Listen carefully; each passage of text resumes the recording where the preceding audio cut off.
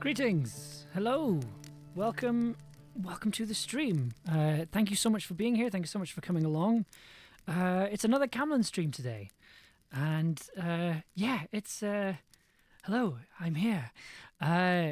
It's really nice to be doing these kinds of streams again. It feels nice to be back. It feels nice to be doing these things. I have a new setup for my audio stuff. Ella Watts is here. Hi, Ella. Thank you so much for tuning in. Molly Pops 2 is here as well. Hi, thank you so much for subscribing. That is incredibly kind of you. Thank you so much. Subscribing with Prime, I should say. That's incredibly kind of you. Thank you. I hope you enjoy your time here. It's nice to be back. It's really nice to be back. And it's nice to be doing these. And also, it's nice to have something like concrete to be working on.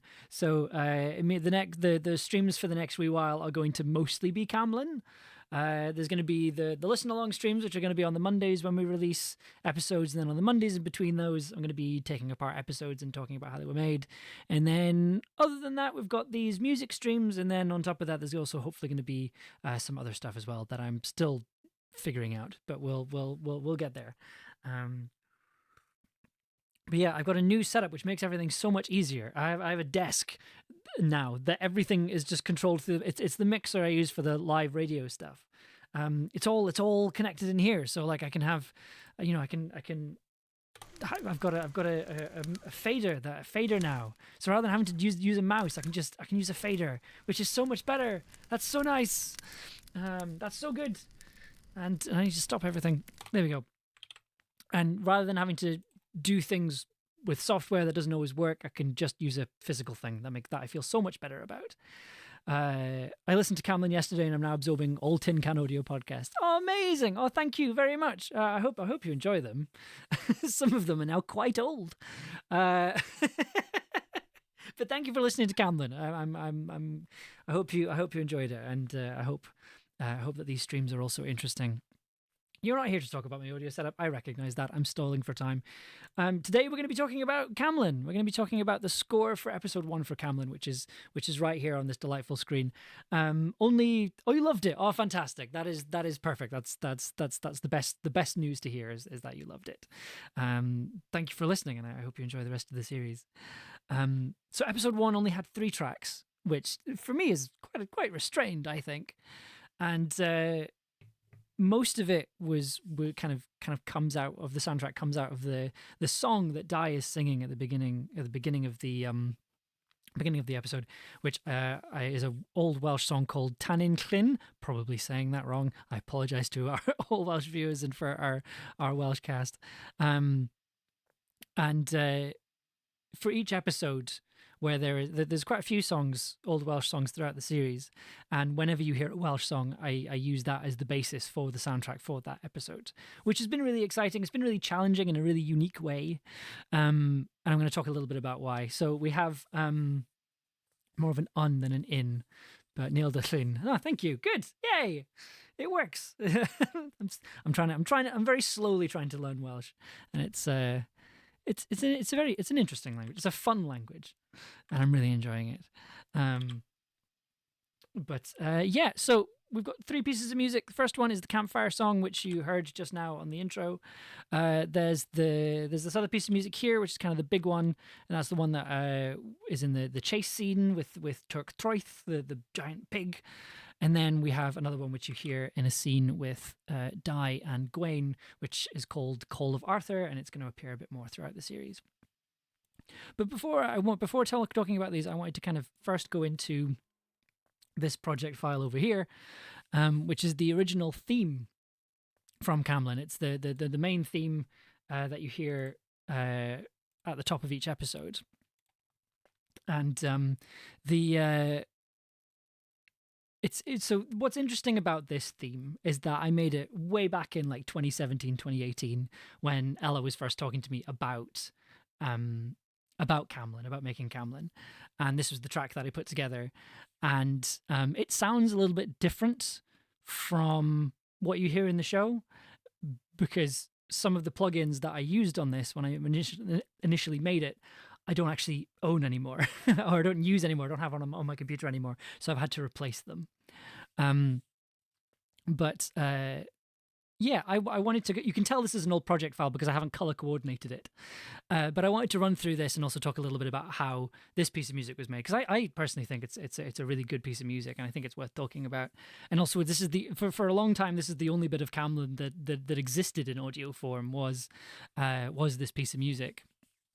And also, I think what I did when I made this piece of music ended up informing the rest of the score and how I approached the score. And yeah, I wanted to talk about it. So let's have a listen to the main theme, and then we can take it apart. It's a delightfully small track. It's only 17 tracks. It's tiny. It's a tiny little score, tiny little track. But yeah, let's give it a listen.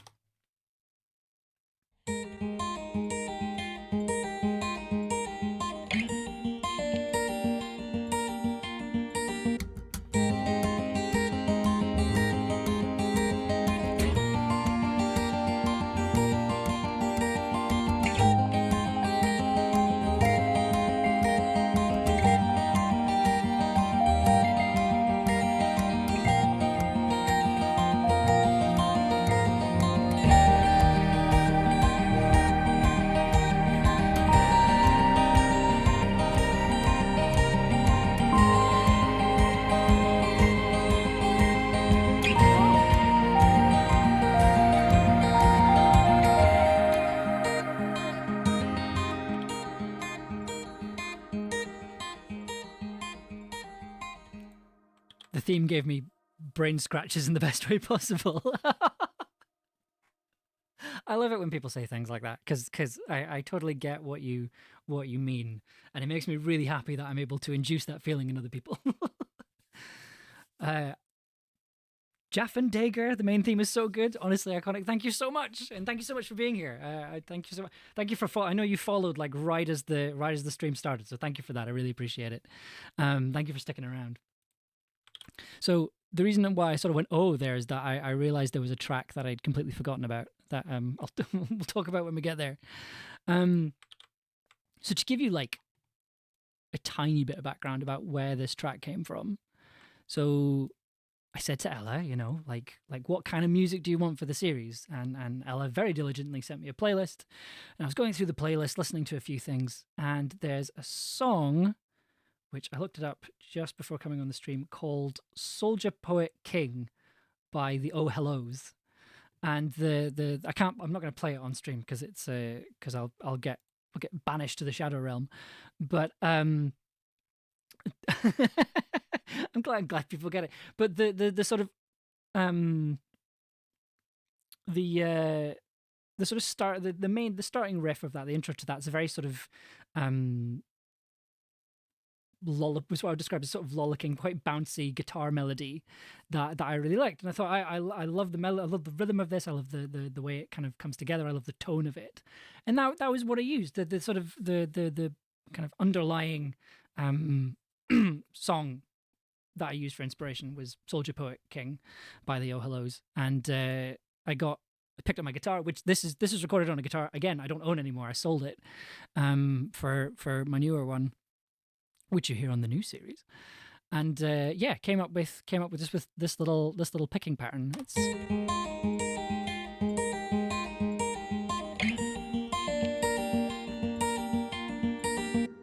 And so the thing is, when you listen to this guitar part on its own, because that on its own sounds quite impressive. But Bonsai Jam, hello, good to have you here. Also, hello, 03 Crows 03. Thank you so much for being here. We are talking about Camlann music, and we're talking about the main theme. Oh no! And also showing you my desktop, apparently. Whoops. Pressed the wrong button. But if you listen to the guitar track on its own, you start to sort of hear that I'm not necessarily the best guitarist in the world.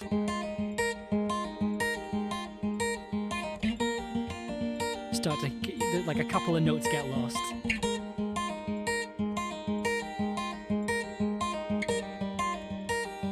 I completely forgot about this part of the guitar part, where the chords change a little bit. There you go. That duck's out there.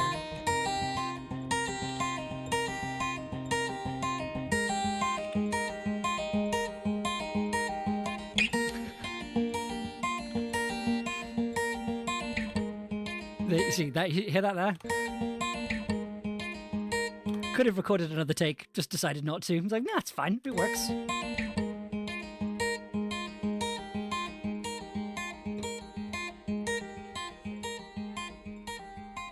Also, I only noticed this when I was actually editing the episode, but if you listen very carefully, you can hear my partner talking out in the hall in the background.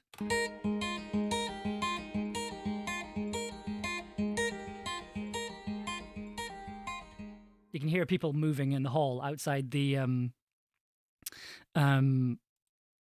outside in the hall of my flat. And I've done that a couple of times where I've recorded a guitar part and there's been like some noise in the background, but I've just kept it. Like Ella's saying, it gives it character. It gives it texture, I think, and also it kind of gives it a bit more of a connection. There's a couple of film soundtracks that I made for the 48-hour film challenge when we were doing those competitions, and there's a couple of guitar parts where you can like hear the person who's editing the visual part of the film, like in the same room as me. You can hear them on their keyboards. So yeah, you can. I like keeping them in. Like it adds a bit of character, adds a little bit of extra texture, and it adds a warmth to it, I think. Like, especially since I think you can hear the editor swearing in the background. Yes, you can. Hi, Mysterious. Good to have you here. You just hear there's a frustrated tapping in a couple of them. But I don't know. I think my attitude is that, like, I think now we have so many people recording music in their bedrooms. I quite like hearing that in music. I like hearing something that it sounds like it's been recorded in a bedroom, and hiding that in professional scores is a lot of fun. So that's the kind of start of the guitar part. That was the thing that underlined both this piece of music and also the rest of the series to a certain extent. Like, I had so much fun putting this together that when it came to doing the rest of the series, I decided I want this score to be guitar led, because I don't think I hadn't done that before. Like, there's quite a lot of guitar in middle below, but it's not like the lead instrument. Whereas I think for this one I wanted for this one there to be like more guitar, more plucked instruments, have it be a lot more organic than the scores I usually make, which are much more piano, synthesizer, that kind of thing. You know, there are still synthesizers, it's still me, but yeah, like, it's much more guitar based, and a lot of it came from the fact that I had so much fun putting this together. So what else do we have? It makes me happy being Soldier Poet King had become the Merlin anthem in the fandom. Oh, really? I didn't know that. That's amazing. That actually makes so much sense now that you mention it. That makes so much sense. Middle below my middle beloved. that ended up in a top 100 somewhere the other week. So clearly people are still listening to it, which is marvelous. Which it's quite strange to think that people are still listening to Middle Below. Amber and synthesizers must not be separated. It's more of a practical thing. I've spent an awful lot of money on synthesizers and an awful lot of time learning how to use them. I kind of have to. But yeah, but before we get to the synthesizers, so there's a second guitar part, which I swear to God is one of the cleanest. Like, I don't know how I managed to get a guitar part I've recorded this clean. Like, it sounds like a PlayStation 1 game. It's so, like, listen to this.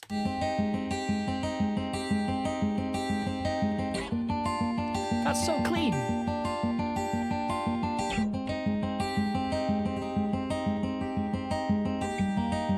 Like,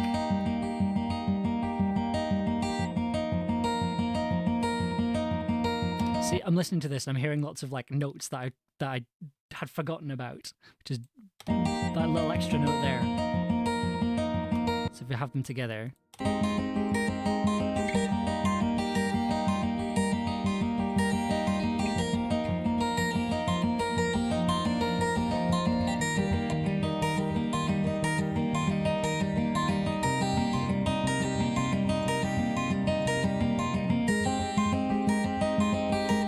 Quite compressed, isn't it?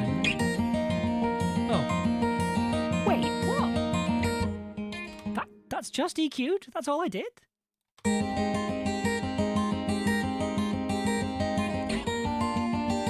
Oh, there's that as well. Okay, yeah, okay. I was like, hang on a second, that sounds really clean. That can't just be EQ. No, it's because I added a whole a whole channel strip to it. That'll be why. So yeah, like in terms of the actual, I enjoyed that temporary existential crisis. It's more, I was just like, wow, I used to know how to do things. I used to know how to mix guitar. But yeah, like what I wanted to do is have lots of guitar parts kind of weaving in and out of each other. So the initial picking pattern, that's kind of panned left, and this kind of slightly cleaner strumming pattern is on the right. And so as a result, it means you get this lovely effect where they kind of blend together, but then also sound very separate, which is lovely.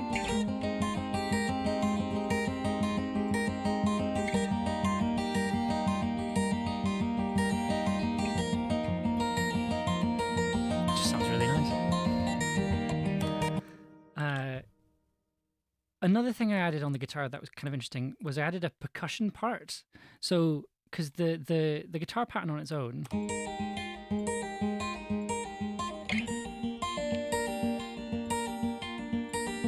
like, sounded really good, but I wanted but it doesn't quite have the same rhythm that Soldier Poet King has. It doesn't quite have the same bounciness that Soldier Poet King has. And so to kind of add that, I added an extra part that's just me kind of tapping the strings on my guitar with my thumb. So it's literally just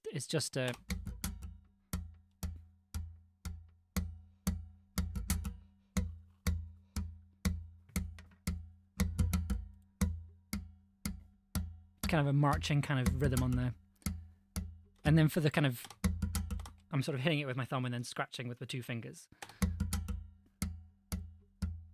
And then, because the thing is, if you add that with the original guitar part, you get that rhythm, but it still feels very organic. Like it feels like one guitar. And honestly, a better guitarist would be able to play it as one guitar part, because what I'm doing is I'm using my thumb and my two fingers to play the picking pattern, whereas a more skilled guitarist would use three fingers to pick and the thumb to do the percussive stuff. But I know what that sounds like, and I know how I want that to sound, but I don't quite have the skill to do that on the guitar yet. So I lied, I cheated, I bribed men to cover the crimes of other men, but I think I can live with it. And then if you add the other guitar part in as well, it's this lovely kind of quite wide pattern already without having to add anything else.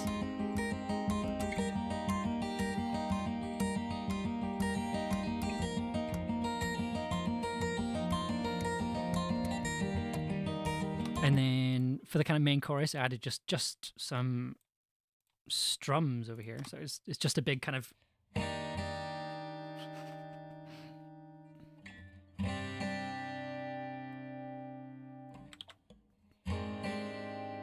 ooh, dissonant chord. What chord was that supposed to be? Is that a suspended chord? I think it is. I think that's a suspended chord. Okay. All right then.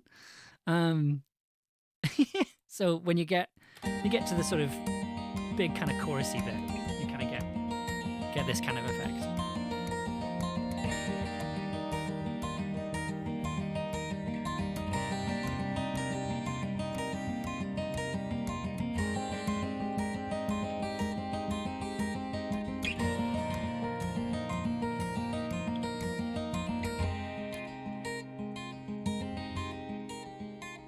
Oh yeah, so this little bit, this little flourish at the end of this track, by the way.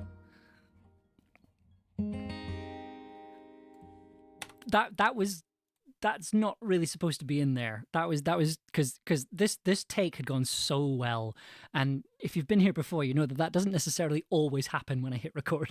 Especially if I'm playing the guitar, and it had gone so well that I kind of stopped, and I was genuinely just so pleased with myself. I did a little as a kind of little show-offy thing, but then it fit really, really well. So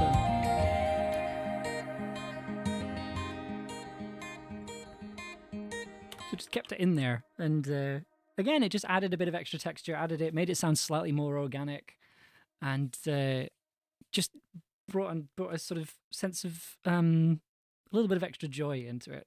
I love present Amber plumbing the mysteries of past Amber's mind. Yeah, there's going to be a lot of that, I think, in these streams. Going, what are you thinking? It's like, I do get that sometimes where I listen to music that I've made and I've gone, I don't at all remember how I made this. Have to figure it out. But yeah, the only other guitar part is this little melody part here.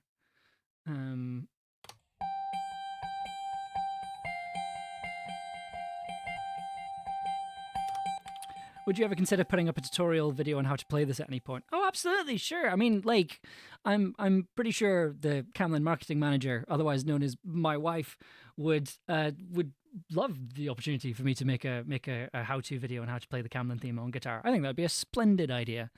I will, yeah, I'll absolutely do that. Stick that up on Instagram or TikTok or all the 400 million social platforms I have to be on now.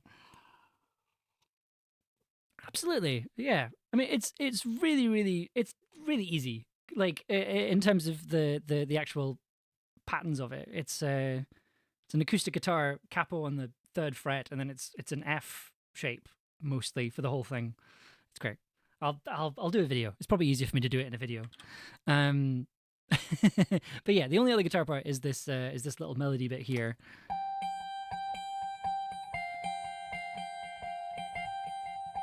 Which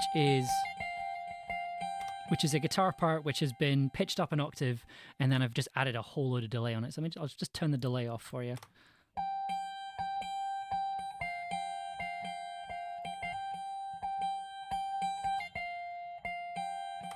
I think I was going for sort of like a mandolin kind of sound, because I do own a mandolin, but it's broken, so I can't use it. And also like I've got quite small hands, okay? Like I started out as a bass player, and something that other bass players would always tell me is, wow, it's amazing that you're a bass player because you've got such tiny hands, which, like, is a weird thing to say to someone, but didn't cause a complex or anything like that. But for some reason, mandolins, they're too small. Like they're just, I can't I like it does. It takes a lot for me to feel like massive, and apparently playing the mandolin is one of those things. I'm just like, why am I playing this tiny guitar? This tiny 8-string guitar. But yeah, so that's what I was going for with this sound here. I think it's doubled up with another instrument at some point later on. I think it's doubled up with the flute.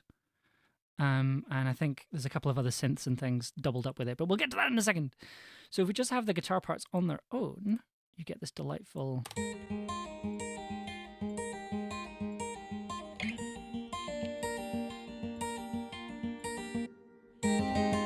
Oh, sorry, I forgot to turn the beat on.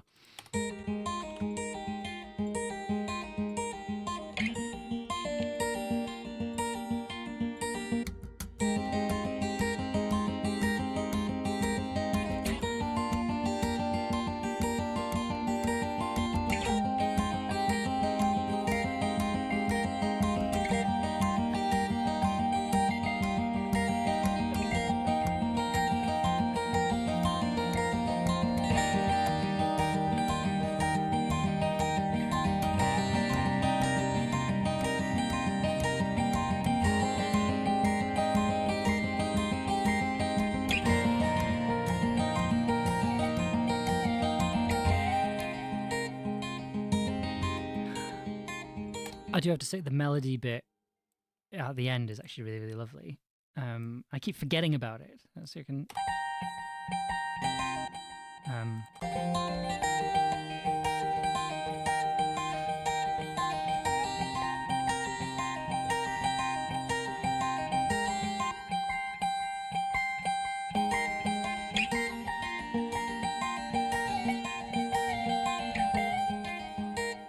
It's a lovely little kind of slide up there that I really like. And the thing is, because when we'll talk about this kind of later on, but when you get to the big melody, that's a technical term, by the way. You have lots of different sound. Like, I think if there's one big thing to take away from the way the Camlann music was made, it was the process of blending lots of instruments together to kind of create a slightly unique sound. Like in the main episodes, in the episode scores, there's a lot of blending guitar and banjo parts together to kind of make a slightly kind of dulcimer kind of sound. No, I'm okay, thank you. More of a sort of dulcimer sound. And then adding extra instruments on top of that, and then blending orchestral instruments with synthesizers to kind of get a slightly more unique sound. So there's a lot of blending instruments together in a really organic way, which I really like, and I'm excited to talk about it because one thing I'll kind of get into more detail when we get over to the main episode score is that for the main score we had access to an actual violinist, like a real life violinist, and that was an interesting experience working with non-synthesized violin or non-sample violin tracks and learning that they really exist. They're great. And there were some unique challenges and some interesting things that happened working with an acoustic violin rather than a digital one. And it led to some interesting thoughts and some interesting things that I wouldn't have otherwise done. But to get back to my point, when you blend all of these instruments together, all the melody instruments together, there's lots of long notes, but it still feels really rhythmic, and it's because you've got this sort of mandolin guitar part up here, kind of keeping the notes ringing and starting anew.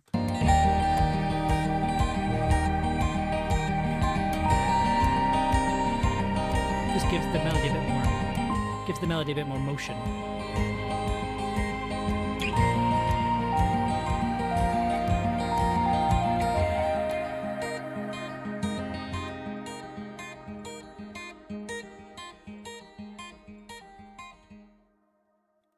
Yeah, and just to reiterate, like, all of this has ended up in the final show. Like the mistakes on the guitar part and the the little extra recording of somebody in the hallway on the guitar part, like yeah, like that's all in the show. That's the because when we came to put the theme tune into the episode, I just used the thing I exported like 5 years ago because it still sounded great. It still sounded fine. It was mixed pretty well, which I'm surprised at. And yeah, so we just used that. It was great. Not to mention that even on a sostenuto, I can't remember. There's a lot of variation that a violist can do with volume. Yeah, it's I learned a lot about violin playing because I tend to put lots of long notes in, and apparently that's really hard. So I know that now. It feels like you're moving. It's so floaty. Yeah, that's something I really love about it. Like it feels very airy is kind of the way I can describe it. It feels like very sort of quite.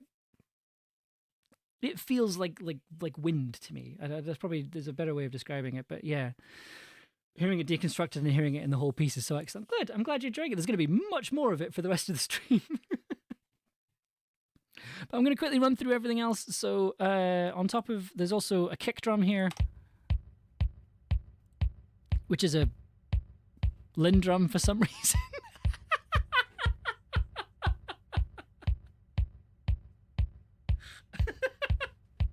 For some reason, I decided to use the most electronic sounding drum kit I had at the time for whatever reason. Oh well. Adding in the... It sounds less electronic with everything else on there. It's quite low in the mix as well. Just to give it a bit more of a thump on the sort of the B section. I feel like little imperfections add to the characters in the pod. It's like an English literature poem adjective. Oh, it gives a dystopian feel to it. Yeah, I guess it is very like a little bit of cyberpunk hidden away in the.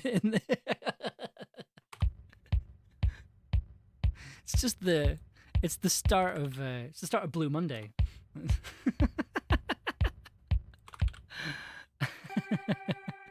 Right, what else do we have? So we've got a double bass here, which is from Earthbound. Because at that point I didn't have a fretless bass, so I used a sampled one. Because I thought about using an electric bass, but I kind of wanted it to sound like very, very acoustic. So because if you just have the guitar parts and the double bass, it's quite quiet.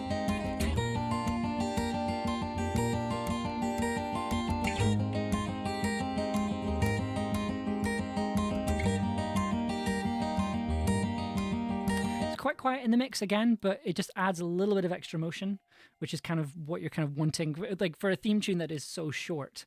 And I wanted it to have lots of energy and to kind of maintain that energy throughout.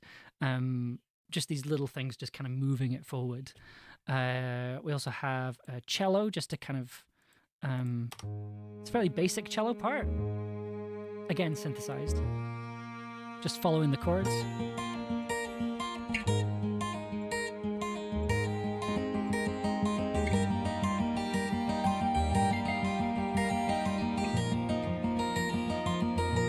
Back in.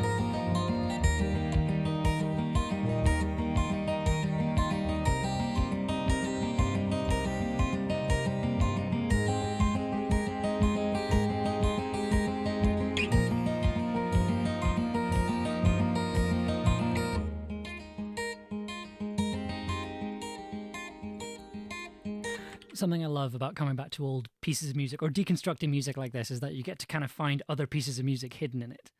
Like that little piece there, like just with the double bass and the cello.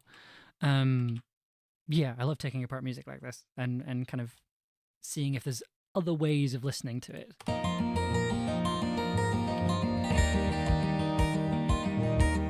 I love this.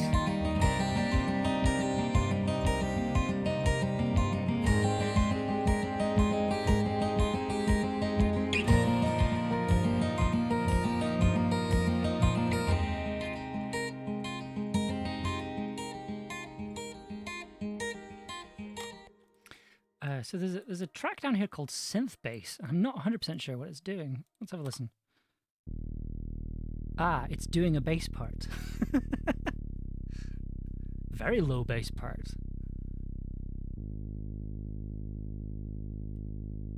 Shocking.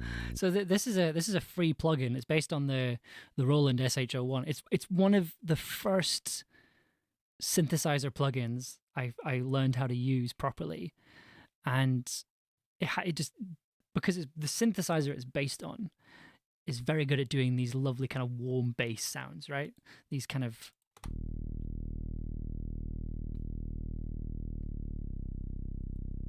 now, long-time viewers might be asking, Amber, why didn't you just use the Moog? Because the Moog does that. But when I made this, I didn't have the Moog. I didn't own it yet. So this is what I used before. It still sounds great. And this is a free plugin as well. So I'd highly recommend it if you're looking for like a bassy synth.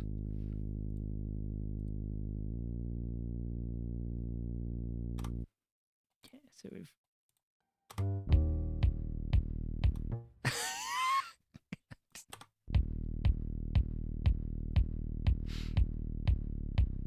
This is the After Dark remix of the Camlann theme tune.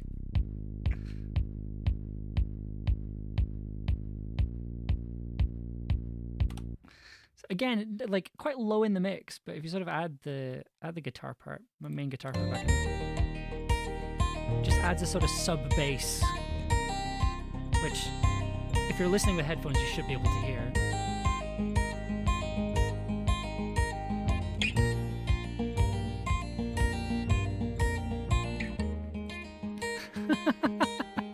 Amber's life is divided into PM and AM, pre-Moog and after Moog. Yeah. You're not wrong is the thing. Like, I know it's really like, I never wanted, like, I do not believe you need to buy expensive synthesizers to make good music. Like, you know, I made this without any hardware synthesizers at all. It's all I think all of it's free plugins is the thing, right? So that plugin was free, that one was free, that one cost money, but that's because that was an orchestra one. That one was free, and then the Sega one wasn't. So the majority of them, other than two, were all free plugins, right? So like, you know, it still sounds good even though I didn't use hardware synths, but like I do, for me at least, I do feel like my music has got better since I got the Moog. But that's not that's I don't think that's down to the hardware in and of itself. I think it's more that like I find it very difficult to play around with settings and stuff using just a mouse, right? Like I like having knobs and switches to play around with, and so I think for my workflow, having a Moog really helped.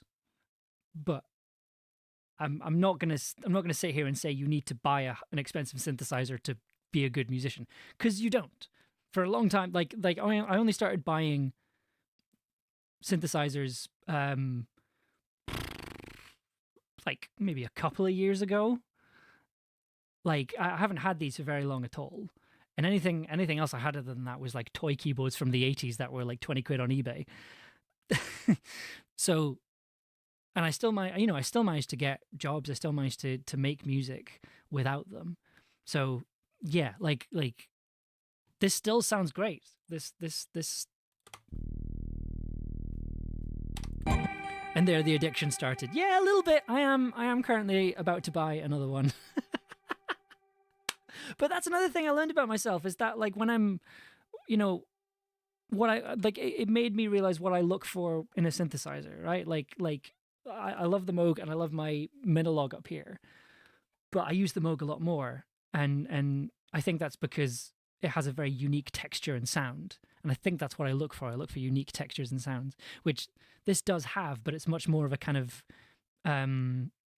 everything synth, right? Which is great. It's good to have, but like, yeah. Sorry, I'm not going to turn this into a synthesizer stream, especially since I've specifically said that this is a more organic score. Seth's Ghost, hello, just joined. This is so interesting. I do very amateur music production, and this behind the scenes look is so cool. Thank you so much. I'm glad people enjoy this kind of thing, because I get a kick out of it as well. Already talked about the cello parts. Yeah, so let's listen to that second part, and I'll kind of take you through the lead instruments.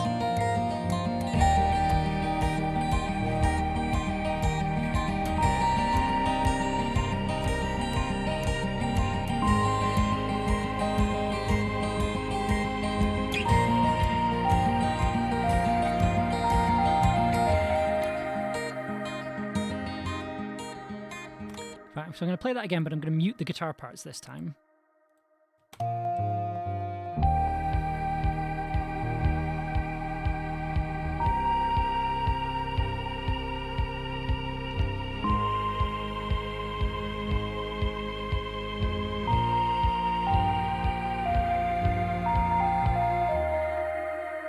And the thing is, like, there's no like complicated harmonies or anything in there. Like everything's more or less playing in unison throughout that, which is unusual. And it feels, despite the fact that like it still feels really big, even though, you know, I'm not doing any string arranging at all. It's mostly just kind of all following the same line, which is really lovely. It's always good to hear what brings joy. I just wish it wasn't so expensive. The key thing is that expensive gear won't automatically grant you the skill to use it well. Yes, I know so many people who spend lots of money on equipment they don't know how to use, and that makes me so cross because I'm just like, just give it to me. I know how to use it. Like, just need one synth that you know how to use really well. And for a long time for me, that was this plugin here. I used to use it on everything because I knew how to use it. Okay, so let's take this apart. So for the melodies, so let's start with the orchestral instruments. So there's a piccolo following the melody. Quite quiet in the mix. Ooh.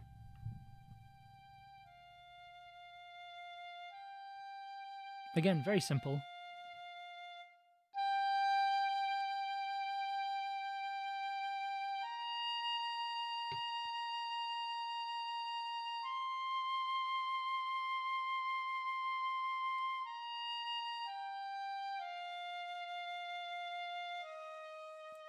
So that is just lining up with the melody guitar part, the sort of mandolin part.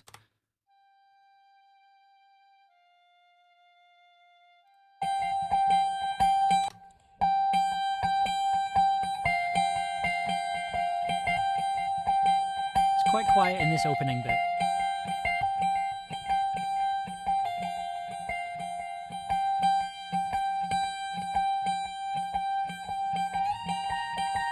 Adds extra texture, which sounds really interesting. Like you've got the slides, but you also have these solid notes.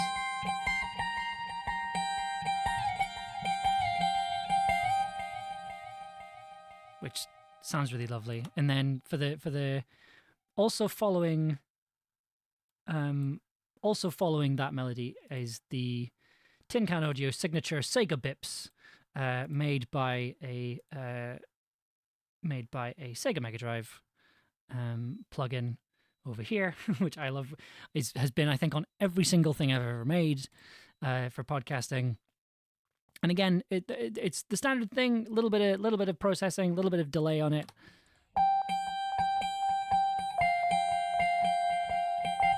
Just fills it out a bit more. Adds a bit more kind of delay and texture.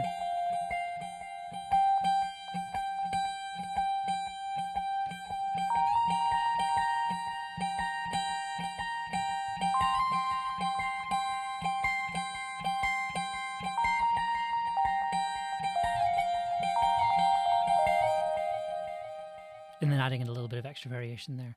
So the actual sort of Sega Bips on their own. Like the delay slightly out with everything else,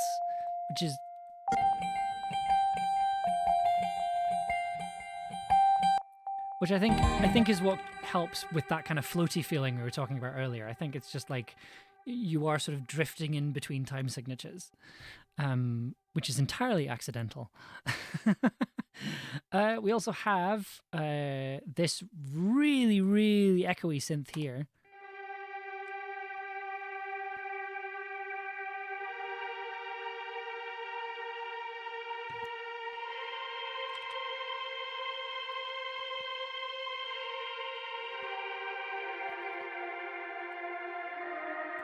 So this is a software synth called Massive, which is from Native Instruments.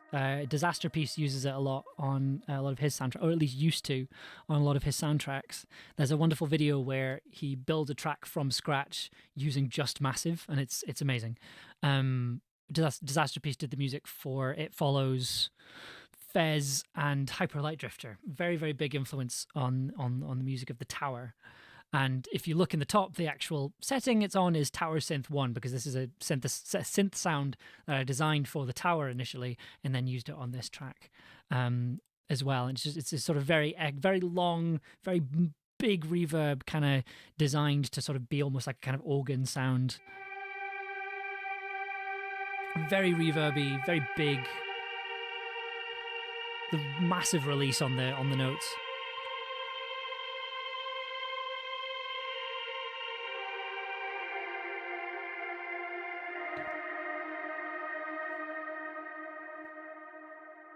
A massive reverb, just keeps on going. And then on top of that, we have what I call the Famosynth, which is basically just like a chiptune generator. And then also we've got an NES sound chip emulator as well. And they sound like this. And they're panned to different directions.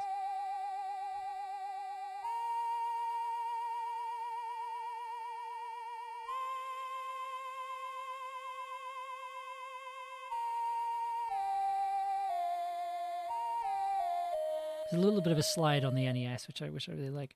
So if we put all the synths on, I'll give you an idea of what that sounds like.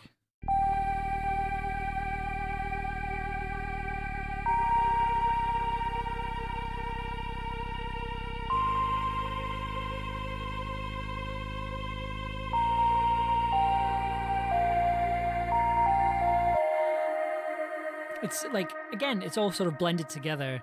Like everything's quite quiet overall in the mix, and just lets the guitar parts kind of breathe a little bit, and then it lets the guitar parts breathe, and then also it kind of, it also allows everything to kind of blend together really, really nicely as well. On top of that, there's a reverb that I think most of the tracks are going through, just to kind of add a little bit of space, add a little bit of texture, and kind of place everything in the same room. And then underneath the big end bit, there's some big booming piano chords, just to fill out that bass, that kind of sub bass section even more. And then that's the track.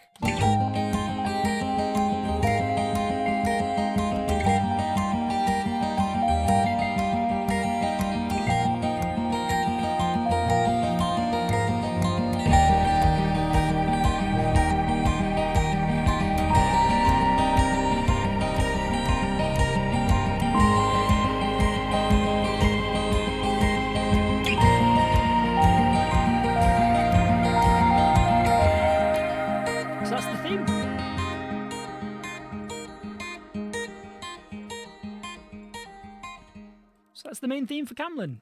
Hiya, Nakamura, good to have you here. The cozy theme of 2024. Thank you so much.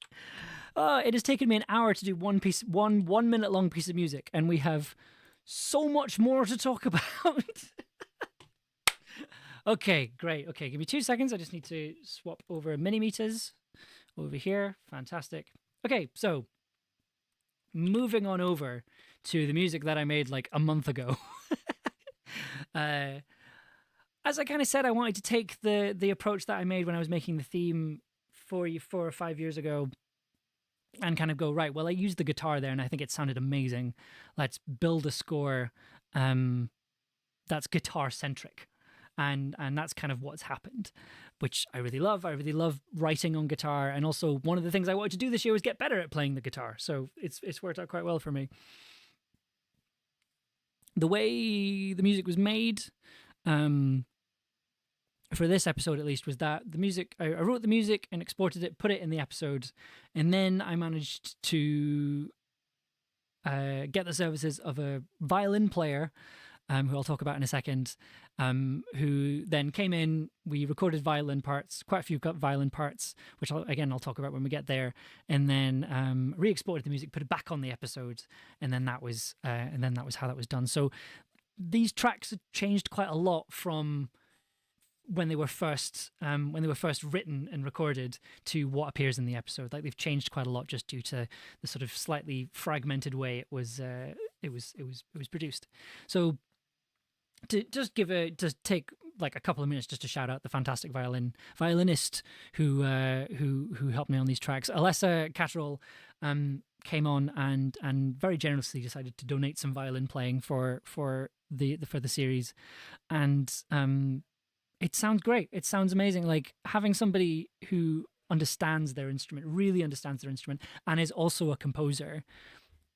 It was interesting and rewarding, and I learned a lot about violins and how to write for violin and viola specifically, and how best to use those instruments and those sounds and those frequencies. And it was a lot of fun, and hopefully we'll have more of that for the rest of the series. And and I'm excited to show you what we came up with, basically. So we'll start with a story about hope, which was the from the very first scene, with the campfire and Di. So Di sings the first, sings a little bit of Tunnenclin. Hopefully that's a slightly better pronunciation than before. And then I decided to use that melody as the basis for the music for the rest of the episode. And I'm doing that throughout the series, in that if there is a Welsh song in the episode, I will take that song and I will turn it into a melody. I'll take the melody of that song and I'll turn that use that as the basis for the soundtrack for the episode. So it's a much more kind of, so it's all kind of linked together, and the music is slightly more linked to the characters, I think. So let's start with a story about hope, and then I'll quickly talk about it, and then we'll get on to Giant Pig, which is the really fun one. And then we'll talk about a little bit about Call of Arthur as well. Hopefully it shouldn't take me an hour to get through all of these, but we'll wait and see.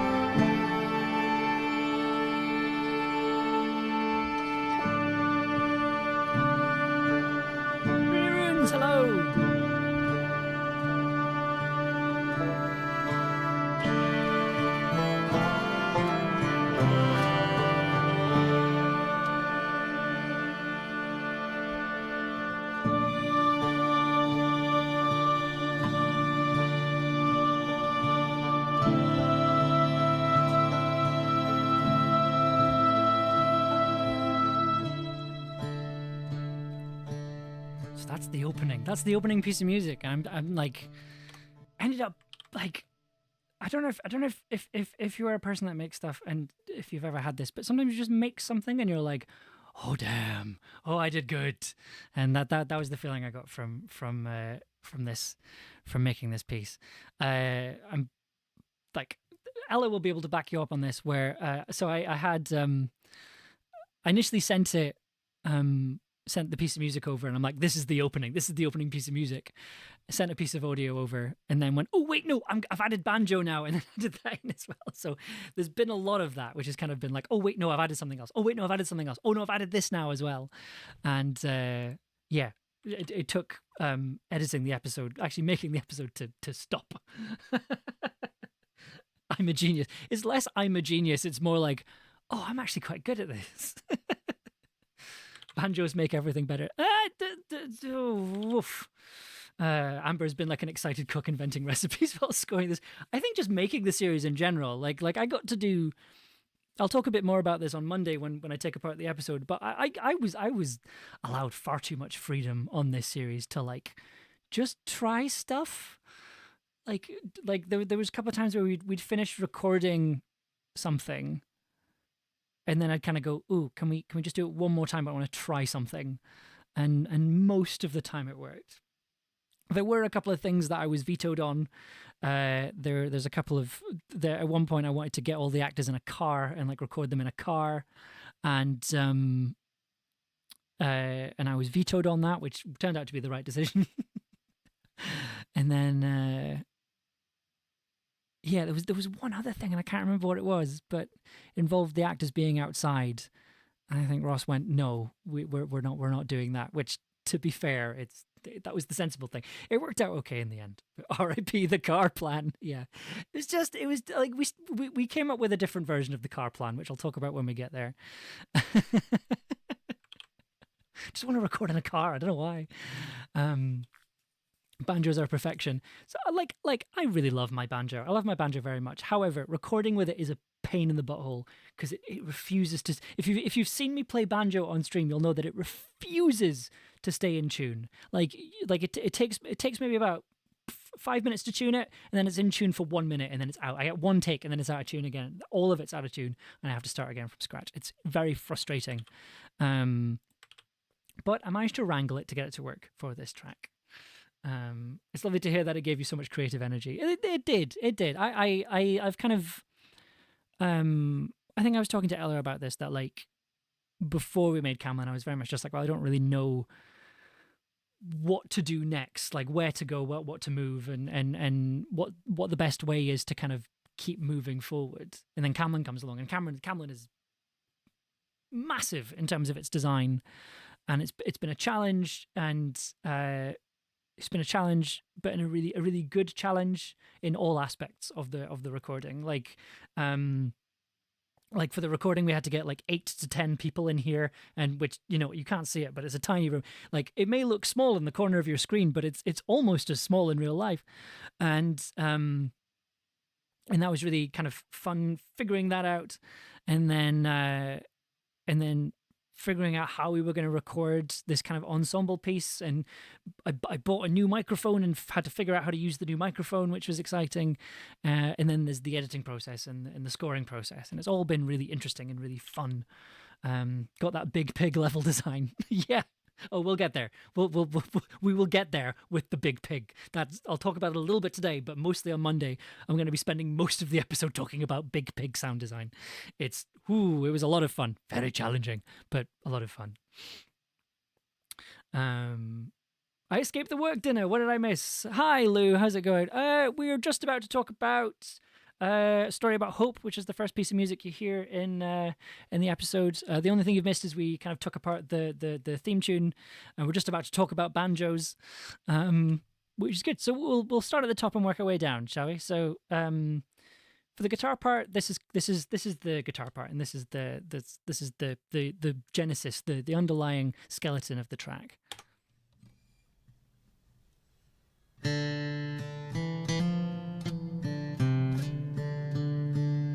Which sounds really clean on its own, right?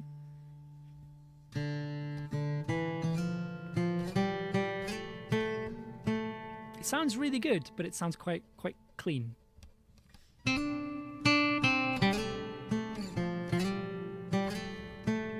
Apart from the squeaky slides, because my technique is not the best.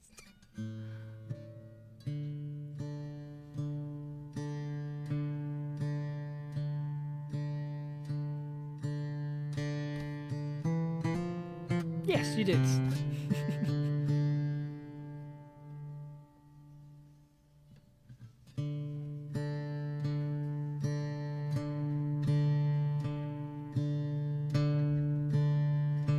And then it just repeats. So that's actually two guitar parts. So I recorded it twice, and then layered them on top of each other, panned one right and panned one left. So one track on its own.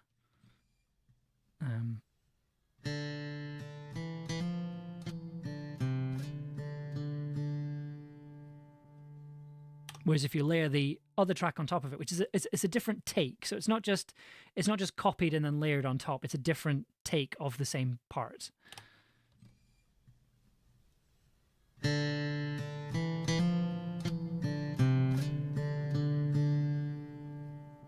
You get this sort of tiny little variation in between the two performances that kind of gives it kind of fills it out a little bit, gives it a bit more texture, and by kind of panning them a little bit as well, you get a much wider scope. And then I've got that running through some reverb.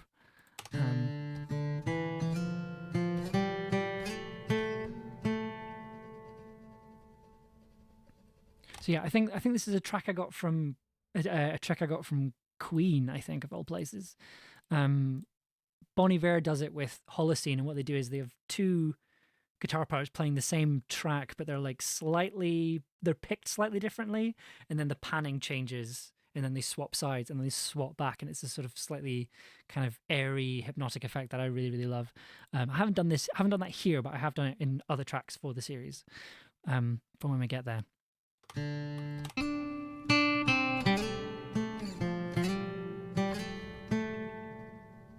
Lots of space in between the melodies, the sections. So that was the original part. But then I sort of thought, well, what if I layer a banjo on top of it? And this interesting thing, like I'll play the whole thing, but an interesting thing to listen to, right, is try and hold in your mind while you're listening what instrument you can actually hear. Because, and I don't know if this is just the way my brain is processing it, but it sounds a lot like it starts with the guitar and then becomes the banjo and then goes back to the guitar again. And it becomes this sort of weird phasing thing where it kind of changes. The instrument that you're listening to changes as you're listening to it. This is with the banjo.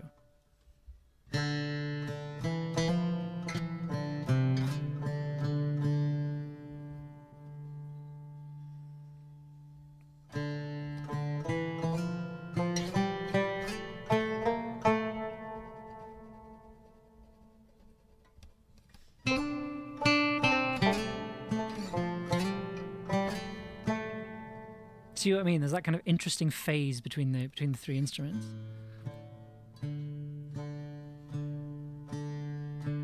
See that? I love that way it sort of phases in and out. And that was a kind of interesting effect, and I really, really liked that effect. And I think it almost makes the instrument, it makes the guitar and the banjo, it sounds almost like a dulcimer almost. Which when Alessa came in to record, Alessa was kind of like, is that a dulcimer that you're using? Which I thought was really cool. Speaking of Alessa, our delightful violin player, she also added to this some pizzicato violin, which kind of filled in the lower frequencies in a really cool way. And again, just added a bit more of that sort of interesting phase where you're unsure which instrument it is that you're listening to while you're listening to the track.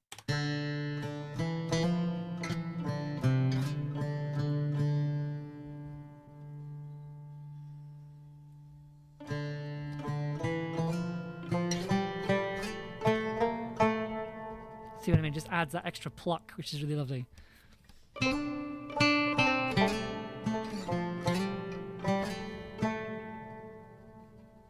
So I'll play that with just and then with the pizzicato violins, I did the same thing as the guitars, where I took two takes, panned one left, panned one right, and you get the same kind of slightly interesting sort of variation, tiny little variations.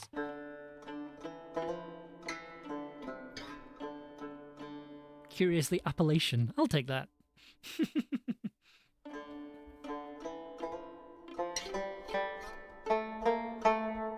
because the banjo doesn't quite have the same resonance as the guitar,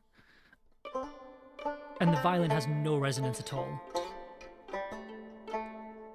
And also the violin is like, the rhythm of the violin's slightly out.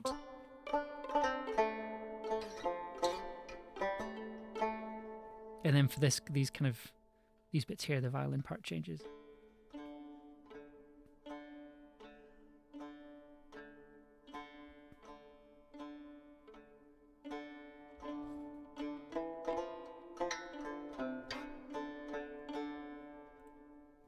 And then you put them all together.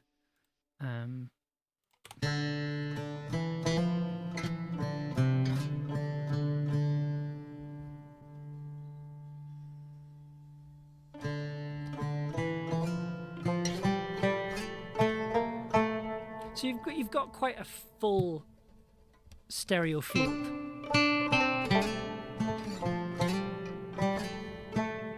Despite the fact it's still quite an airy, quite sparse piece.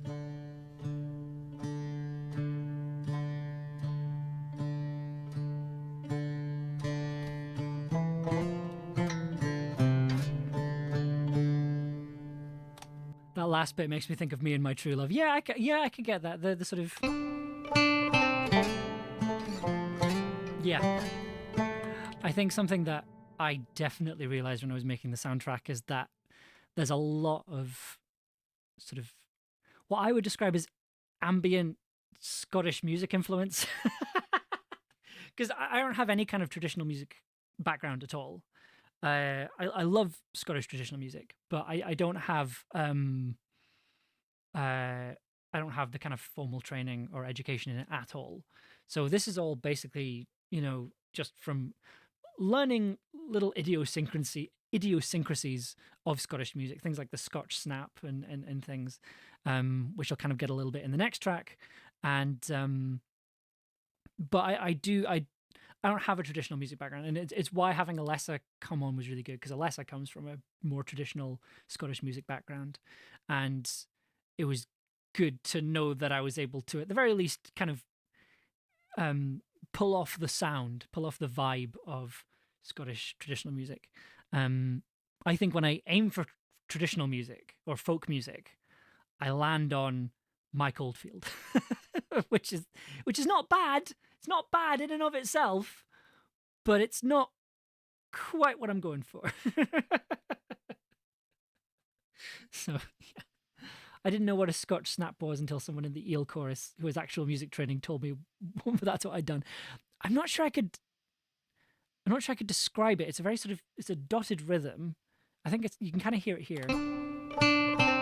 Oh no, you'll hear it in the next track. I'll explain it, but it's a very quick snap between two notes. It's a sort of grace note kind of thing, I think. Okay, so let's get to the big thing. So first of all, we have some lovely ambient piano.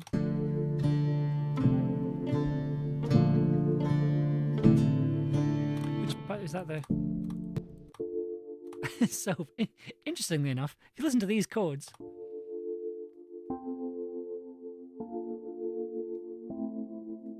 if you slow it down, it sounds almost like the opening of In the Air Tonight by Phil Collins. Even when I'm trying to make, organic music, I still can't escape the Phil.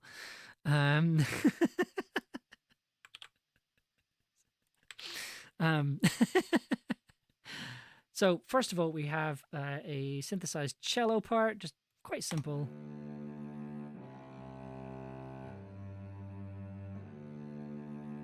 Call that a Phil harmonic.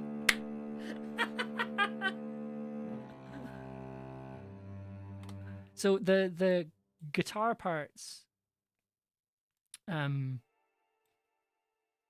have any harmonic movement in them. It's just the melody, right? So the cello, all the other parts have to make up for the fact that to have to provide that harmonic movement, like chords and harmonies and things.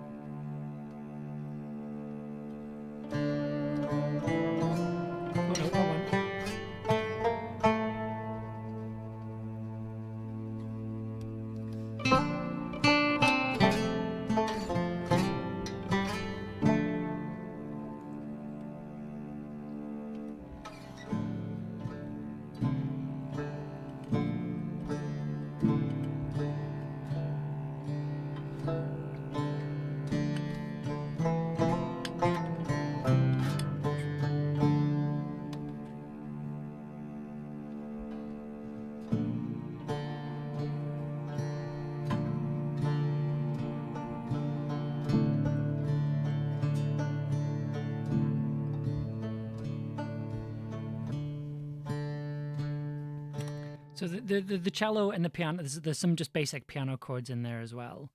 Weirdly enough, the Wurlitzer is oh, hang on, what have I done? The Wurlitzer only appears for that little bit there.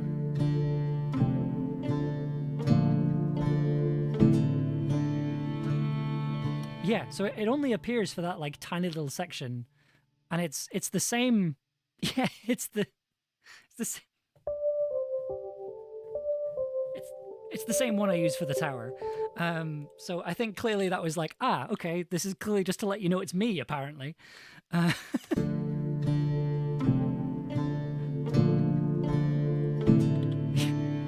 you don't hear it for the rest of the track.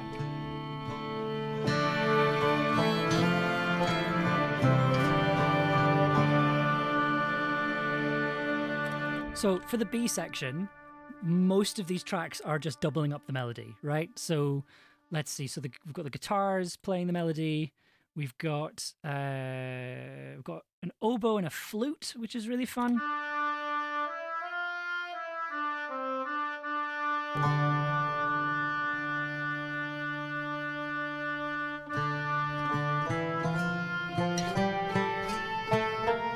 Again, blending them together, which is good fun.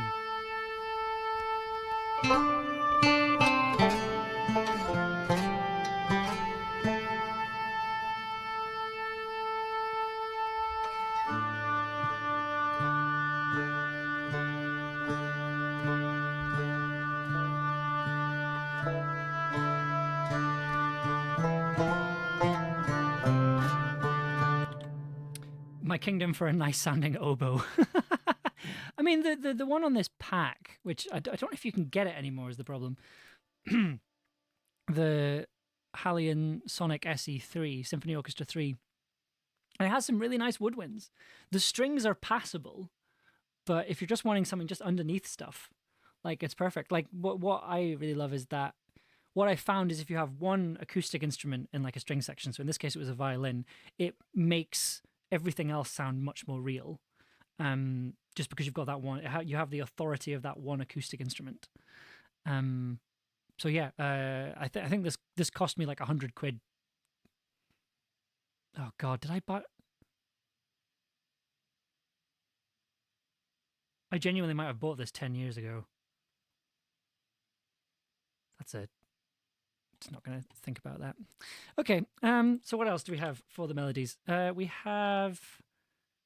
Well, you'll be pleased to hear the Moog made it onto this track. It's playing the melody as well.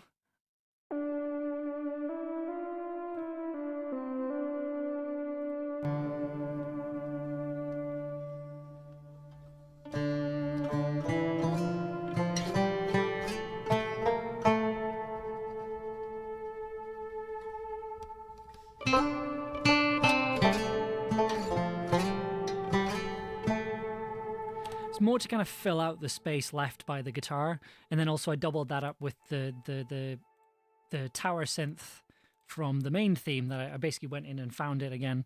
So then you double that up as well.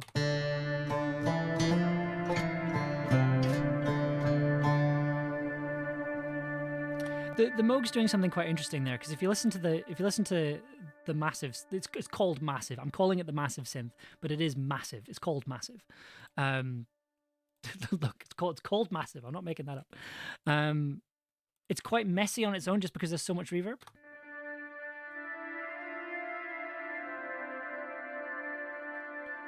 Whereas if you add the Moog into it, it gives it a bit more definition. It sort of holds it together a bit more, makes it slightly more stable.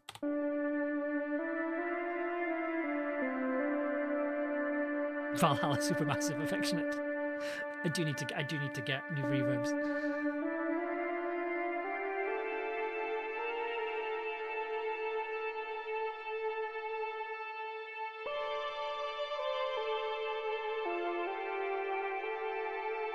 Which, when you combine that with the oboe and the flute,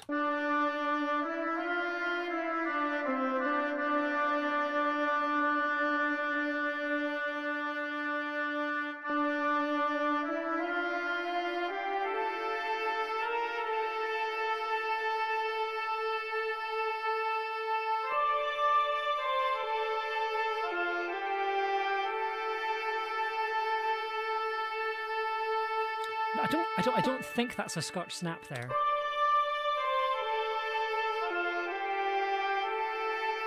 I don't think that's it.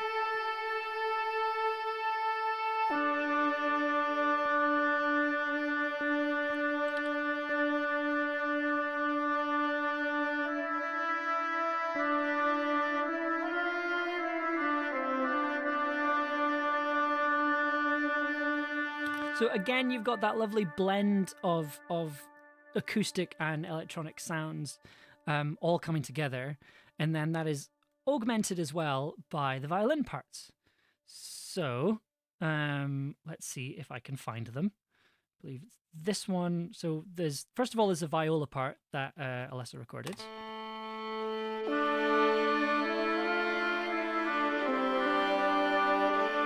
She recorded two viola parts, actually. There was one that I wrote, and then there's one that she wrote as well. And I just sort of smashed them together. Put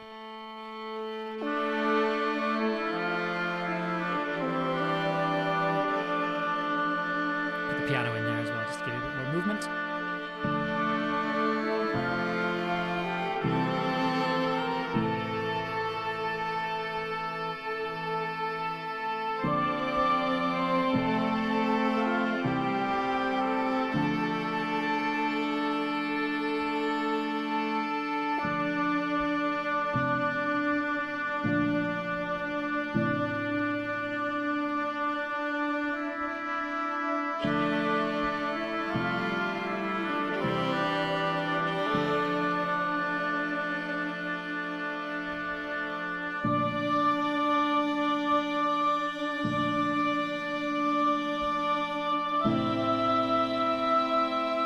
Adding in those lovely harmonies,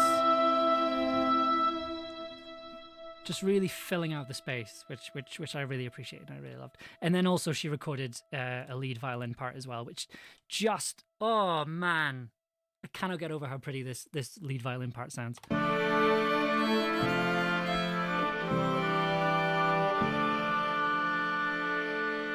It's a lovely slide coming up.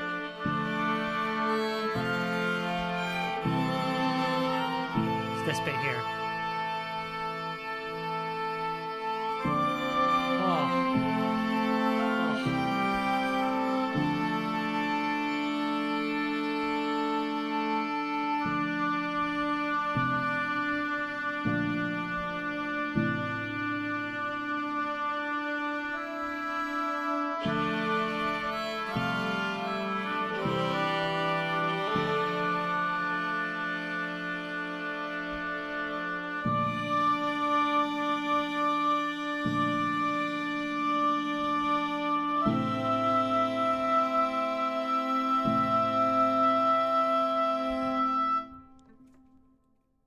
Yeah, that's it sounds so good. I'm so like working with an acoustic violin as a recording engineer and as a mixer was really interesting, because so I think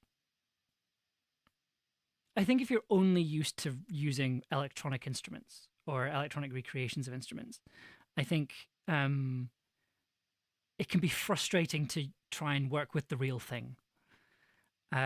Like for a long time, I didn't like recording with my guitar because I was like, look, my guitar playing is not as good as if I just ran it through the computer and kind of programmed it instead. Specifically like lead guitar parts. Like if you were here for the pit crawler streams, Queer Buccaneer is raiding with a party of 10. Hello, Queer Pirate Raid. Hello, everybody coming over from Queer Buccaneers channel. Thank you so much for being here. My name is Amber Devereaux. I make music and audio dramas as Tin Can Audio. We are currently going over some music from from our latest series, our latest fantasy series, Camlann. We're actually just about to talk about a piece of music that I think if you're all queer pirates, I think you'll enjoy it. I think, yeah, I'm just talking about working with a. We were very privileged to have a real, an actual violinist record with us for these pieces of music, and Dr. Lou mentioned that the irregularity of real instruments can be quite frustrating. I think if you've only worked with electronic instruments, I think working with an acoustic instrument, because there's variables and there's irregularities, it doesn't always make the same sound every time, and there's like finger positioning and plucking and bow positioning in the case of a violin.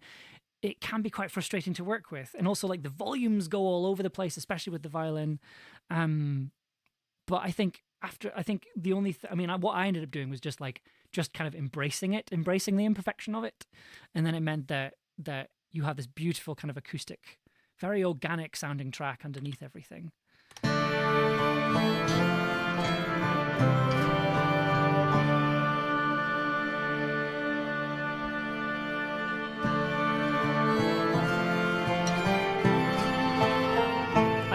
I think this sounds amazing, and I think a lot of it is the violin.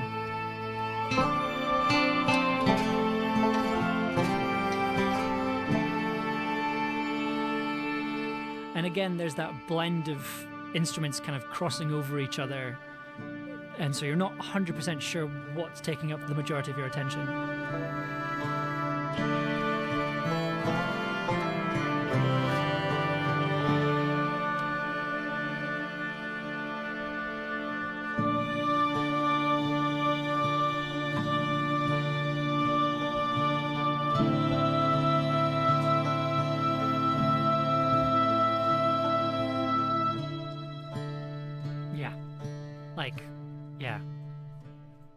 I really loved working with Alessa and her fantastic violin playing, and that is much more evident on this second track here called Giant Pig. It's from the chase scene at the start of episode 1.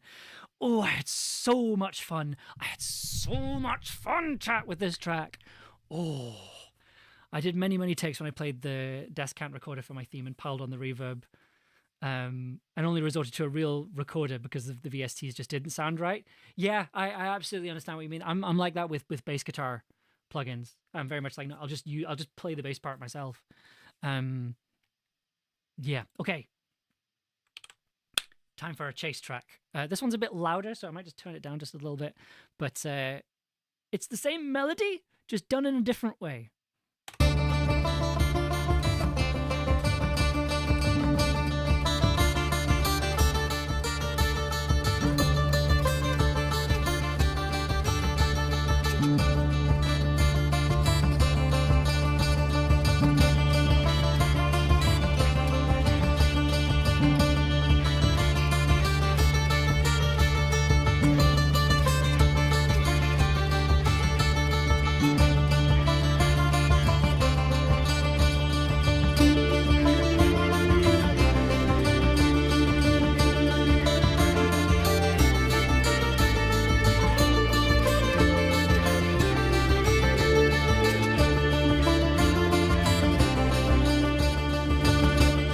This track so much.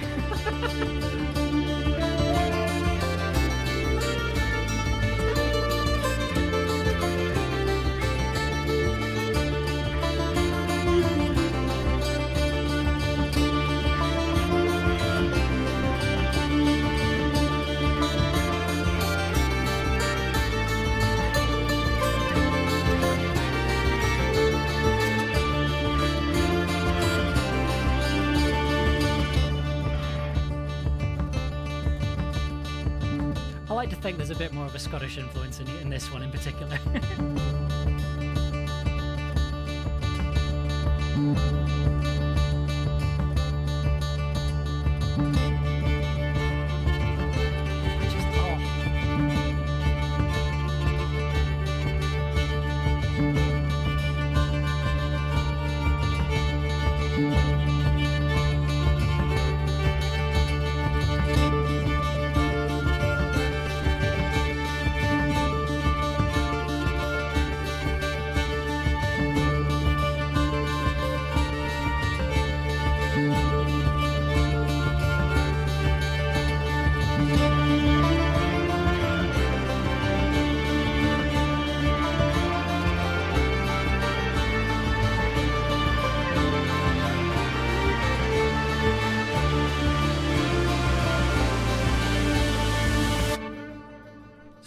That's 2 tracks now that don't have like a cadence in the end.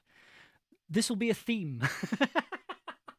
This will be a consistent thing you'll find in the Camlann soundtrack is cadences. What are those?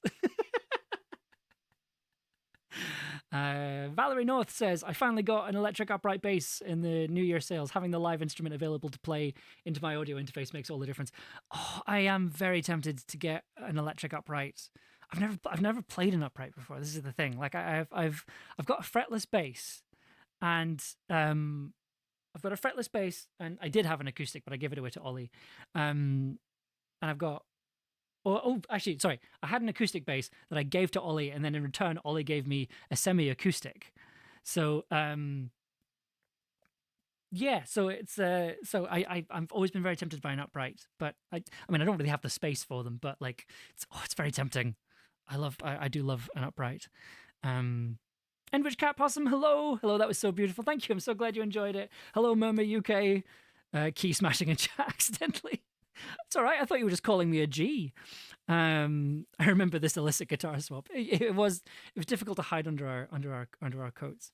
I started on classical double bass way back at school. That's really cool. That is very, very, very cool. It's been so long. It has been so long, but I'm back now streaming and very, very, very happy to be back. Oh, thank you. What's this, Amber? Every song should have an ending. Fade outs are for cowards, Devereaux. I would argue. Look, okay. I would argue that I'm still not using fade outs, okay? That, like, I refuse to use fade outs as much as possible, okay? Songs should end. They shouldn't just keep going on forever, okay? And I stand by that. And this is still doing that. It's just not landing on a cadence, that's all. It's leaving it open. So don't accuse me of using fade outs. Okay, let's take the track apart. So main thrust of the track is a load of guitar tracks here. Again, using the same effects for the previous track. I've recorded the guitar parts twice, panned them different directions, so you get like these slight different variations here. Let me just turn off this.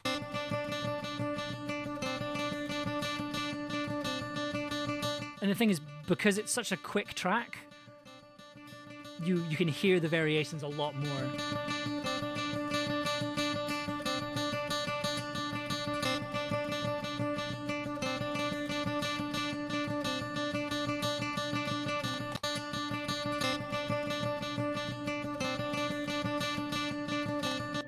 So you've got that, and then you also have a guitar part that's been boosted up an octave down here.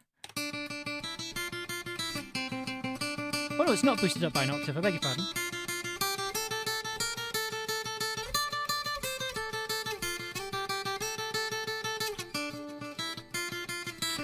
Again, not a perfect guitar track. So when you put those two tracks together, you get this lovely, again, blending together.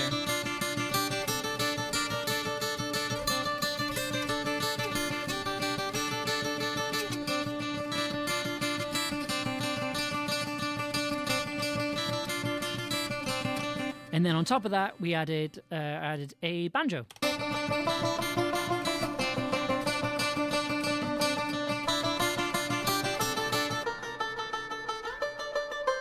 Which just sounds amazing.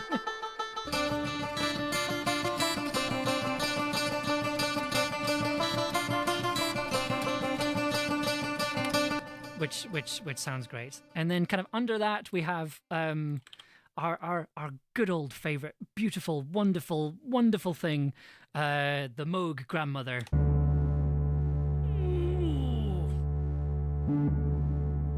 Ooh. Bass. Bass. Deep bass. Ooh, just makes the hair on the end of on the back of your neck stand up. Ooh. The other thing as well, right, is that the bass was the Moog was slightly out of tune because it was a cold day, so the bass is slightly out of tune with the rest of the track. But it makes it so it sounds a little bit unstable, and it just makes everything sound a little Planet of the Bass. That's an actual banjo. Yes, it is. So I have a I have a banjo guitar that I use for my soundtracks. It takes you half an hour to tune it. You get one take, and then it takes you another half an hour to tune it again. So I don't use it very often, but for Camlann, I'm making a concerted effort. And then underneath that, we have some drums. So somebody, I believe it was Lou, said it was a bodkin. I can't remember what they're called. I'm trying to find it in the track now. Bodkin? Bodhran. Sorry, beg your pardon. A Bodhran. So I'm glad you said that. I'm really glad you said that, because it's not a Bodhran. It's actually a drum kit. Doing kick, Boran. Okay. It's toms and a kick drum to get a. And I think I'm running that through. Oh yeah, it's my vinyl kit. It's my vinyl drum kit. So you get that little extra little bit of noise there. So it's kind of quite quiet in the mix, but it gives it a nice little thump.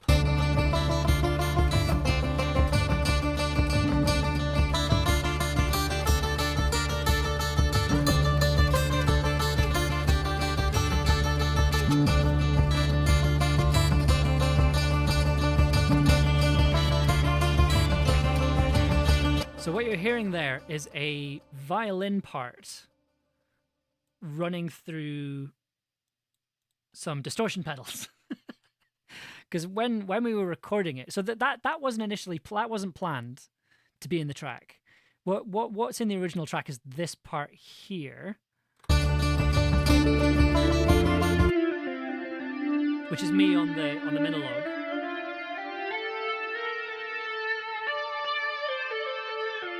Right, that's a Scotch snap. That's a Scotch snap there. I'm pretty sure that's a Scotch snap.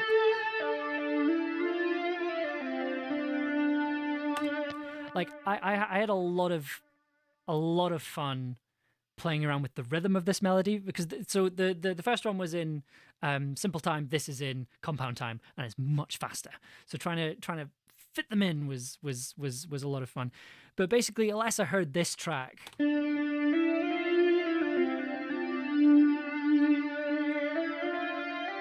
And was like, what's that? And I'm like, it's a synthesizer run through a guitar pedal.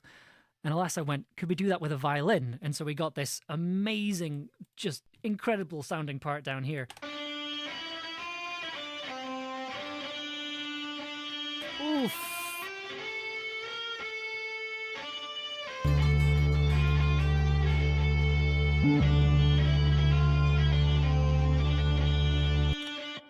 Just sounds great.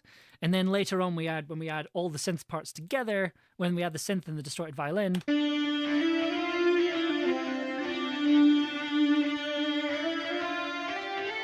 it's just like slightly unstable and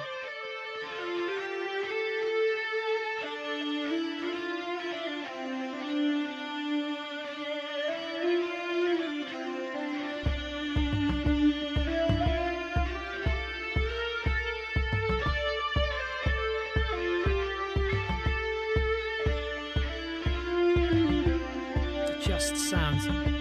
And then for the kind of big bit that we're not quite at yet, I added in.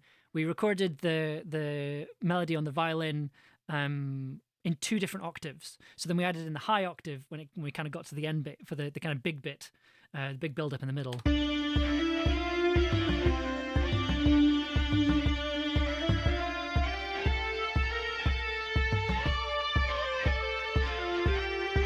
Sounds so good.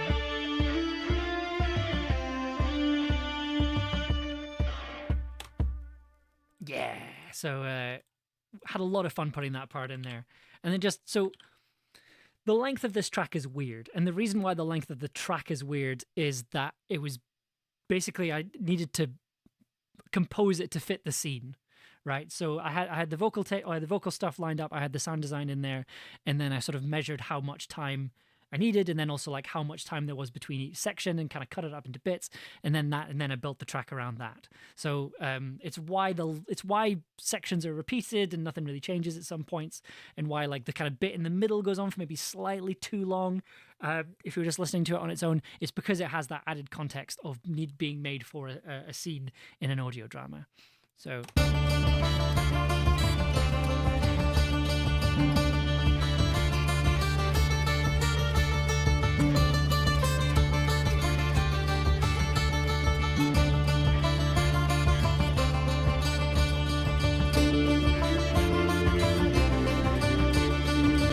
Oh, there's a whole extra guitar part I forgot to tell you about. So, we have our guitar parts with banjo. So, when this kind of we add into the next section, we add in a different guitar part, which is this.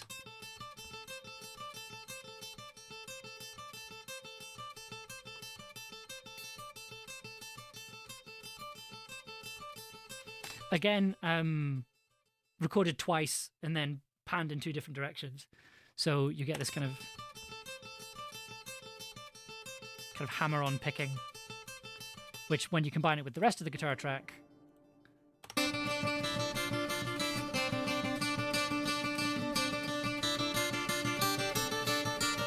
it's quite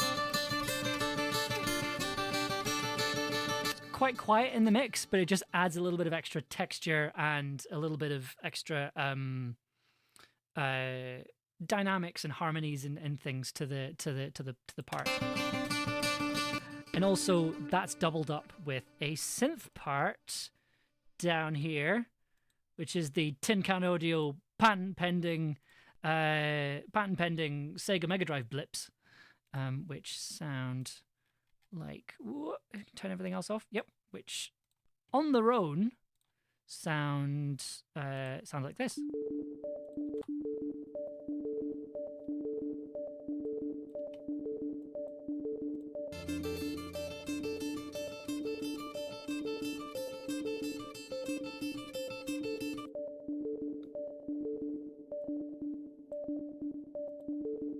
A bit kind of dotting all over the place. This was the kind of last track I think that I recorded, but then I also ran it through our absolutely filthy MS-20 filter, which makes it sound like this.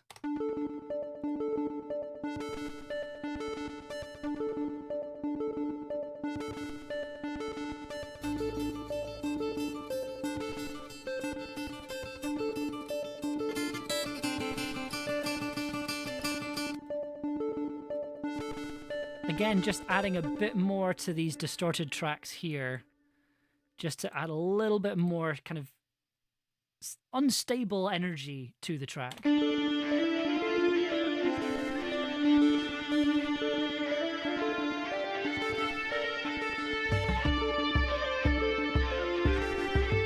they're kind of syncopated as well.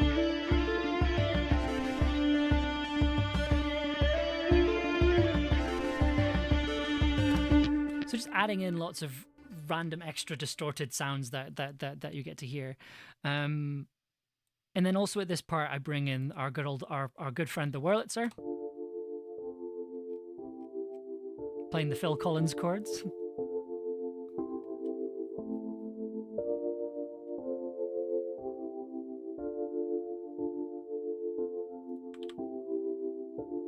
So when I kind of got to this bit, I wanted to have a lot more movement in the track, and like, I think you can't think too hard about it. Like those are just block chords. Like there's nothing kind of fancy about them. I think maybe there's like a seventh added occasionally for the minor chords, but like they're just playing straight chords on the Wurlitzer underneath the bass part.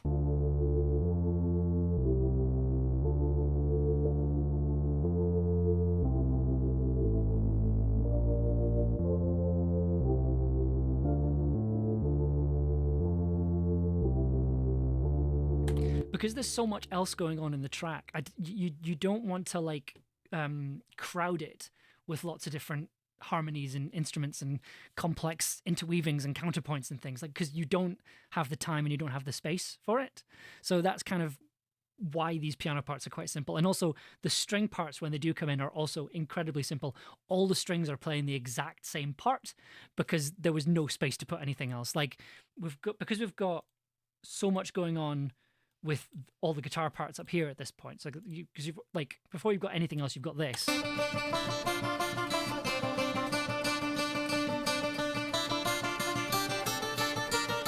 And that's filling up, like, I don't know if you'll be able to see it.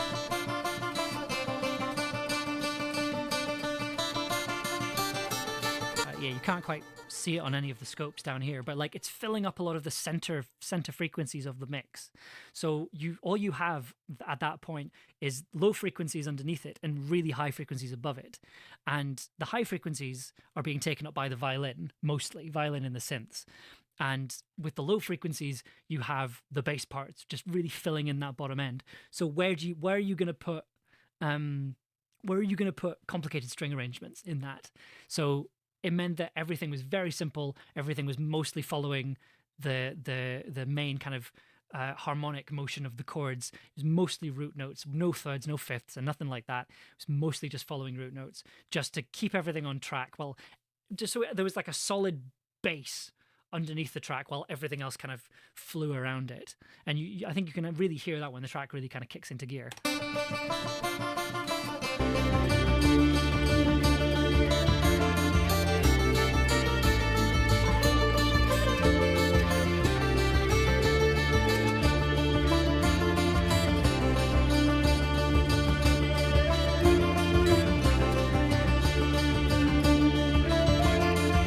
Sort of hear the piano and the piano and the bass kind of really grounding the piece and kind of making sure it doesn't it doesn't become this sort of cacophonous mess.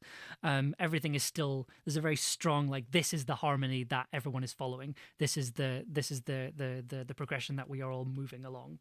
So it keeps it all in place. And that's especially true when the orchestra kicks in.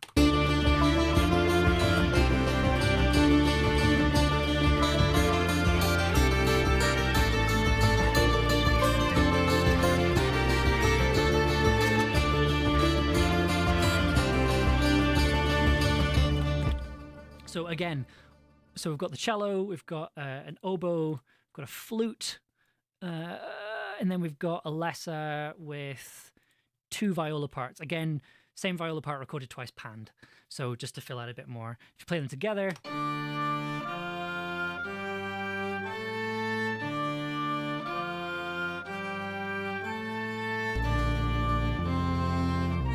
Moog was out of tune.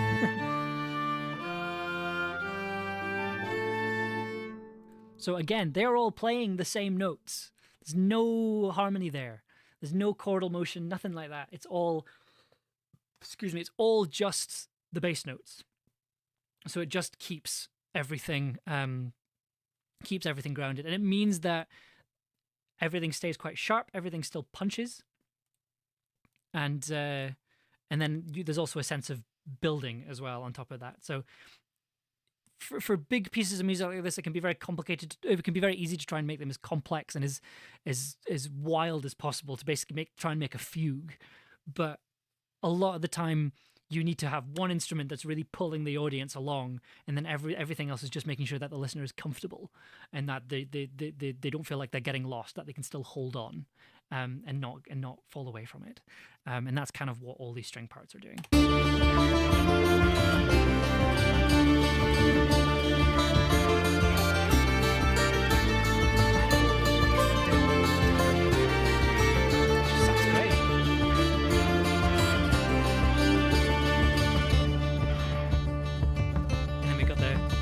Running away bit, which just cuts to the guitar, the drums, and the bass. Just this kind of lovely, slightly unstable Moog.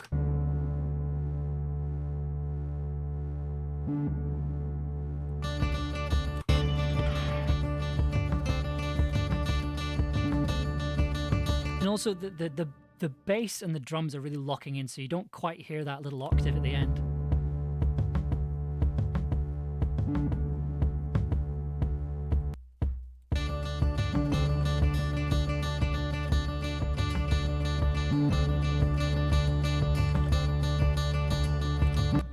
And then we get what is possibly my favorite part of the track.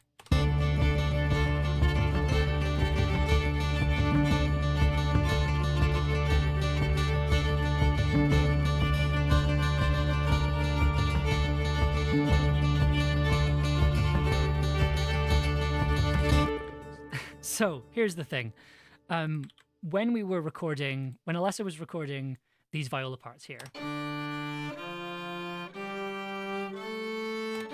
I was giving her the notes and I was kind of saying, well, this is what the part is. This is what we're going for. And then like she just played this. She just broke this out. Oh no, this is a violin. This is a violin.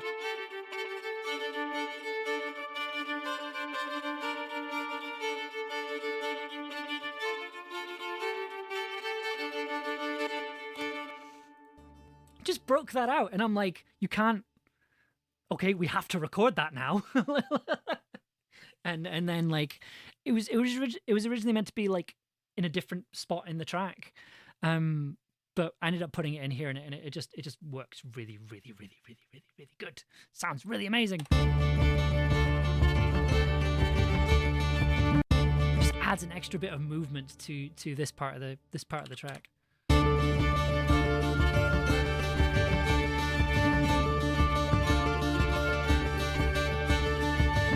Impending disaster. Yes, absolutely. And then we get to the final bit, and we get to the final bit, and then basically there's a couple of little interesting things that we do here, but I'll play it first now. I'll explain how we did it.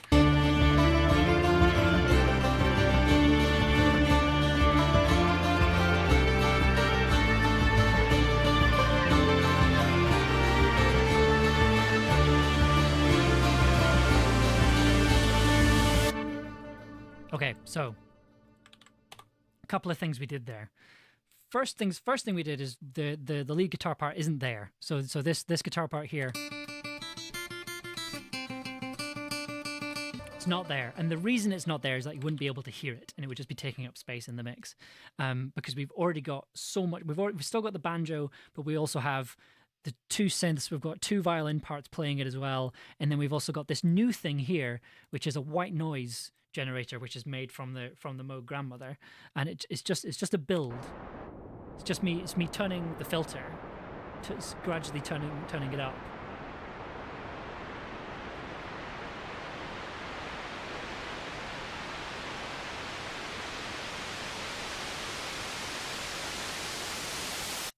Just to really slowly build that tension up in a way that's not too intrusive. So like,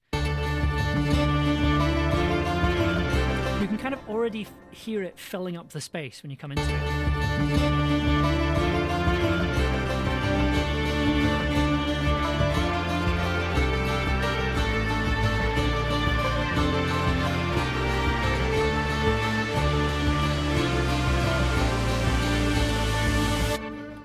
So basically what that's doing is, so the way the filter works is that basically it kind of acts as like a low pass kind of thing. So it's sort of if you imagine an EQ like this, and this is all your frequencies, it sort of has this little curve, and it just moves that curve up and down the spectrum. So what I'm doing there is I'm basically adding more and more frequencies as I kind of turn it up to the point where it's taking over the entire stereo field, which is why it sounds very big and imposing. And then the only other change that I did was to the bass part. So this is the bass part as it normally stands in the part. Let me just add the melody here.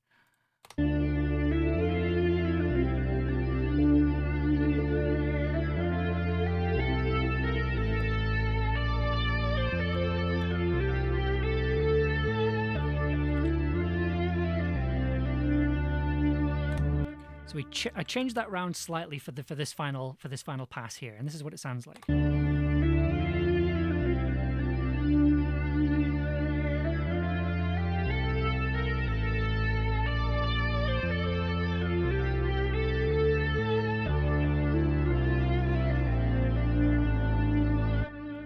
So there's like, and basically the last four notes do a descending sequence instead.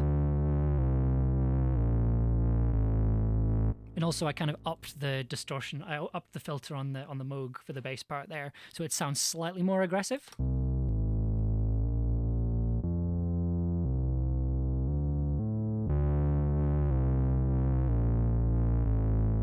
And also added a bit of wobble in there as well, so it sounds even more unstable. And then couple that with the white noise, you get this lovely kind of effect.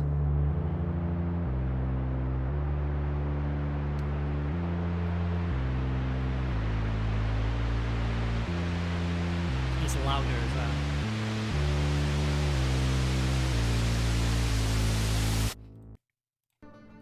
And then, you know, everyone bursts through the door, closes the door, they're safe now, and yeah, that's how the piece of music ends. It's very rare you get to score. Yes, safe. Safe from the giant pig. Yes, it's really like for Highlanders, just the big pig at this point. Yeah, it's delightful getting to score entire scenes like this in this kind of way. It's a very rare thing that happens, and Highlander pig that is immortal. And it's a Welsh pig in the show, so not quite. Although you'd have to ask Ella if we're going to get any Highlander pigs. But yeah, I absolutely love that piece of music. It's so far probably my favorite piece of music in the series. Very, very, very, very.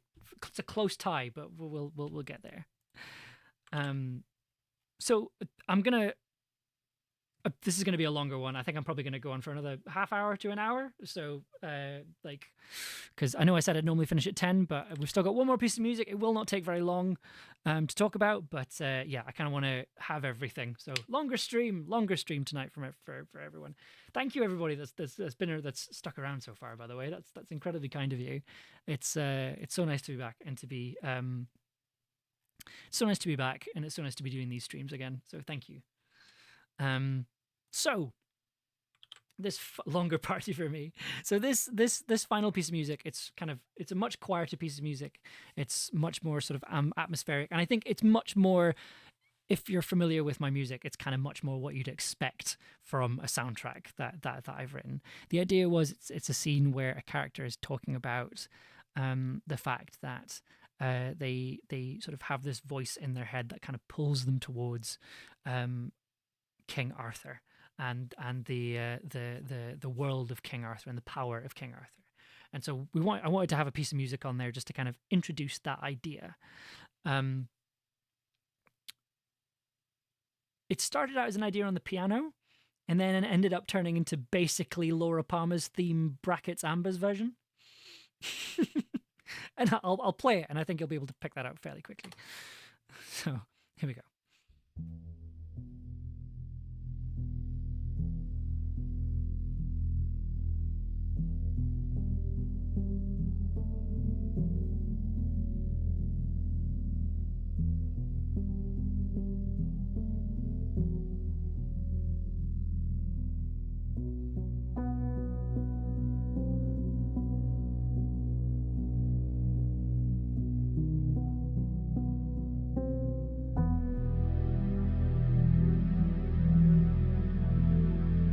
Oh.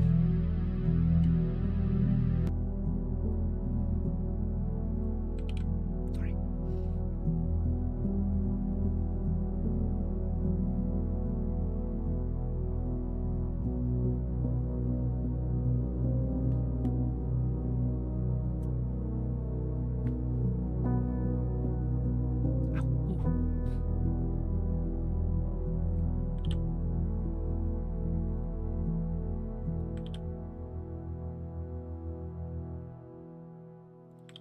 So yeah, little short piece of music, very, very simple. It's only 4 tracks, 2 of which are playing the same thing. Sorry, okay,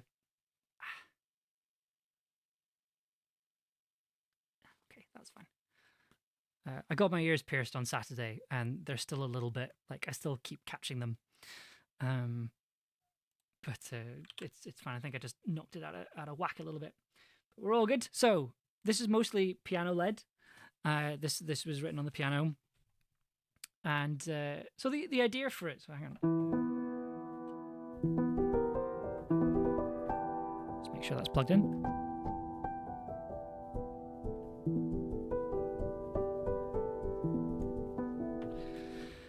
So, this is a piece of music about King Arthur, right? So I thought, right, what can how am I going to come up with some sort of slightly ominous sounding music to kind of indicate that, right? So I kind of thought, right, well, I kind of like the idea of having a sort of Twin Peaks-esque kind of thing, you know, like that kind of very Twin Peaks vibe, because I absolutely love that. I wanted to lean into that. Then I kind of thought, well, what am I going to do for a melody? And I thought, well, it would be funny if I took the first 3 notes of God Save the King.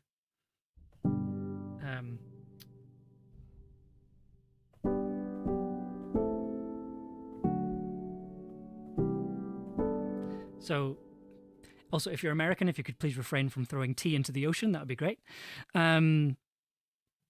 Yeah, so it's the first 3 notes of God Save the King, right? So, except down an octave, and then with a not close enough to the ocean, and then put it under a minor chord.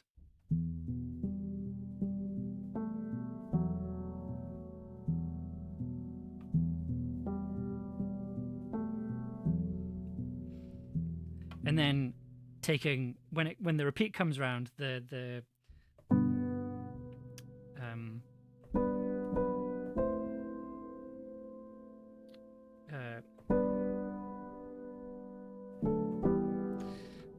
don't ask me why I know the chords for God Save the Queen. Like I don't remember, honestly. God save us from the undead king. It certainly feels that way right now. But yeah, so when you take that bit of the melody as well,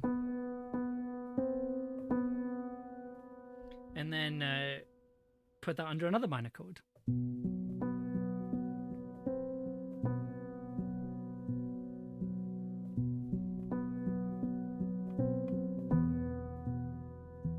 So that's the entirety of this piece.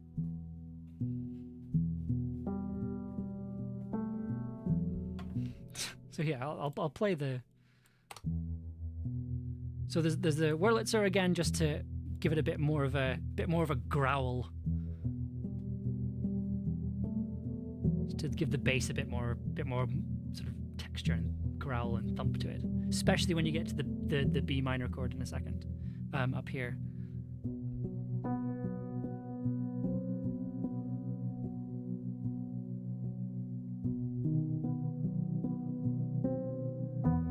Oh yeah, that was the other thing. So for this middle bit here, so it's a B minor chord initially, and then it goes to a B major.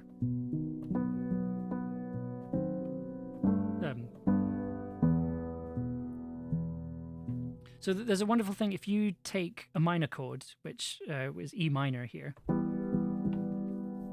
and then you go to the 5th chord of that, which in this case is B minor, but you change the B minor to, if you change the 5th chord to a major instead, you get a lovely, lovely chord progression. So in this case, it's an E to a E minor to a B7.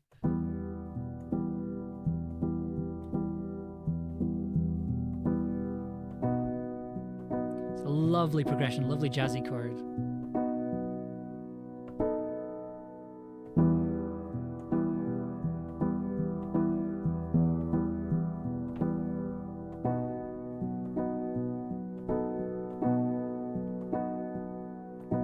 Really good example of that. Great Gig in the Sky by Pink Floyd. That goes from G minor to C7,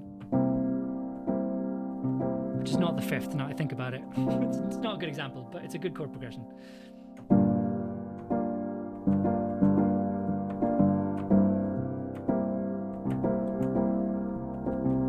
So like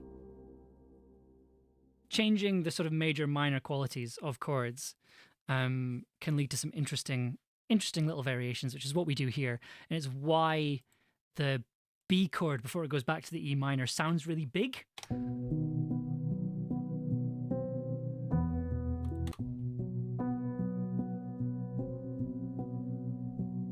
And quite threatening. So it's like a really big jump down there. And then just underneath that, there's again a slightly unstable Moog part. Very low, just filling out the sub-bass kind of frequencies, because the Wurlitzer is doing a lot of the work when it comes to the bass parts.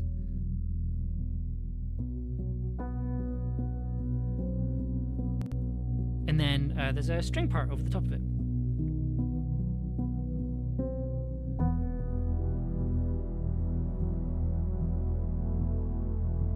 Which is just Twin Peaks.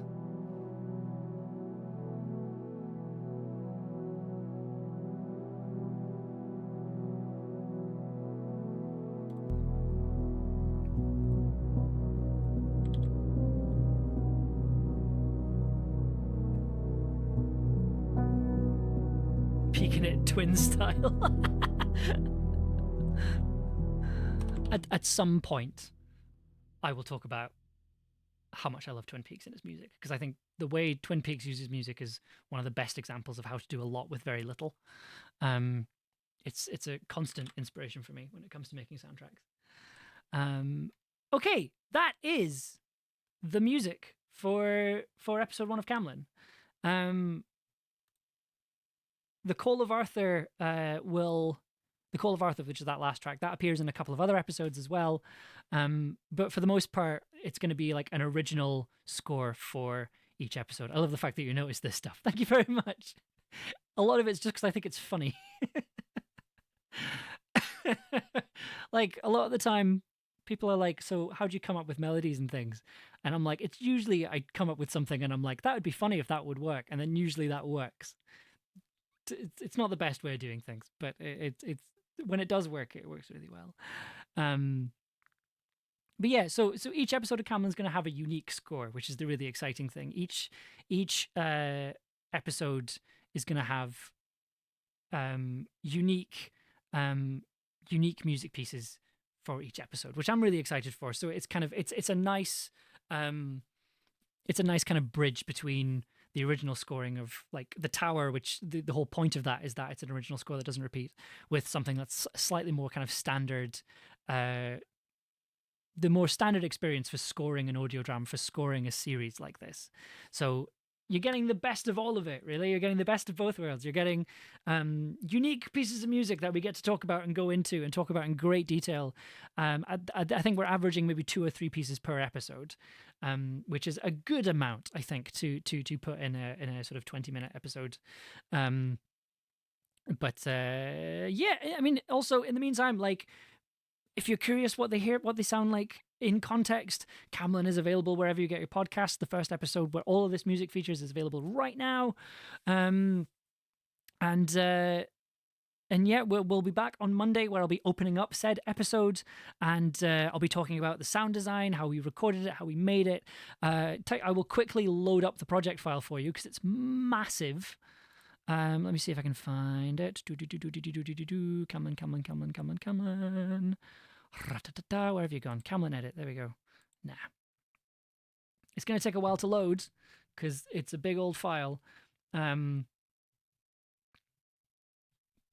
that's fine. Leave that offline.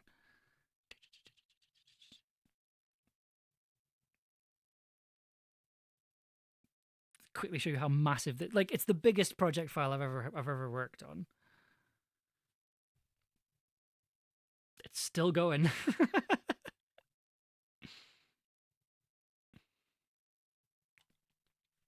We could be here for some time. How are you guys doing? I think that's loading episode 2 just now. It's loading up the music, loading up the reverb. Yeah, that's fine. I'm full of Chinese food. Oh no, it crashed!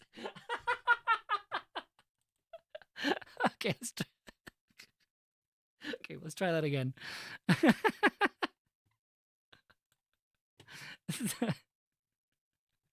So it's let's see if we can find a Camlann edit. There we go. That's fine. Trying to find the Coleman podcast. So it's Camlann, Camlann. Camlann, an audio drama available wherever you get your podcasts.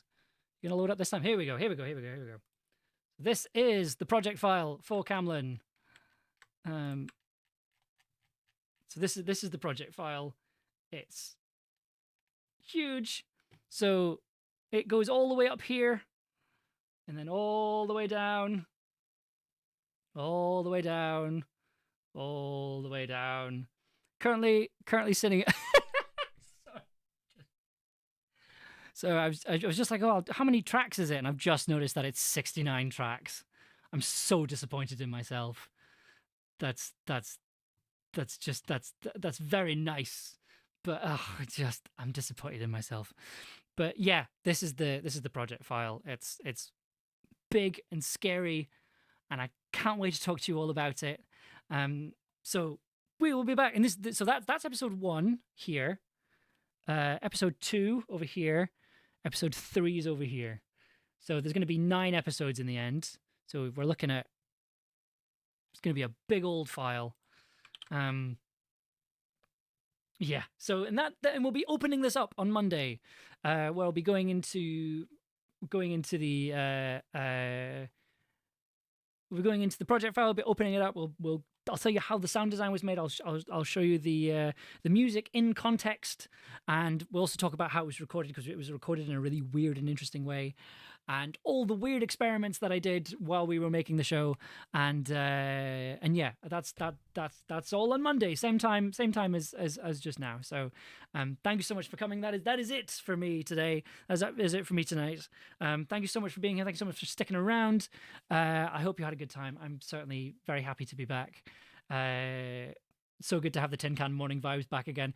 It's good to have the Tin Can audio evening vibes back as well. So yeah, it's good to be back. And yeah, I hope you enjoy the rest of your day. And yeah, I will see you all soon. So take care. And yeah, good night.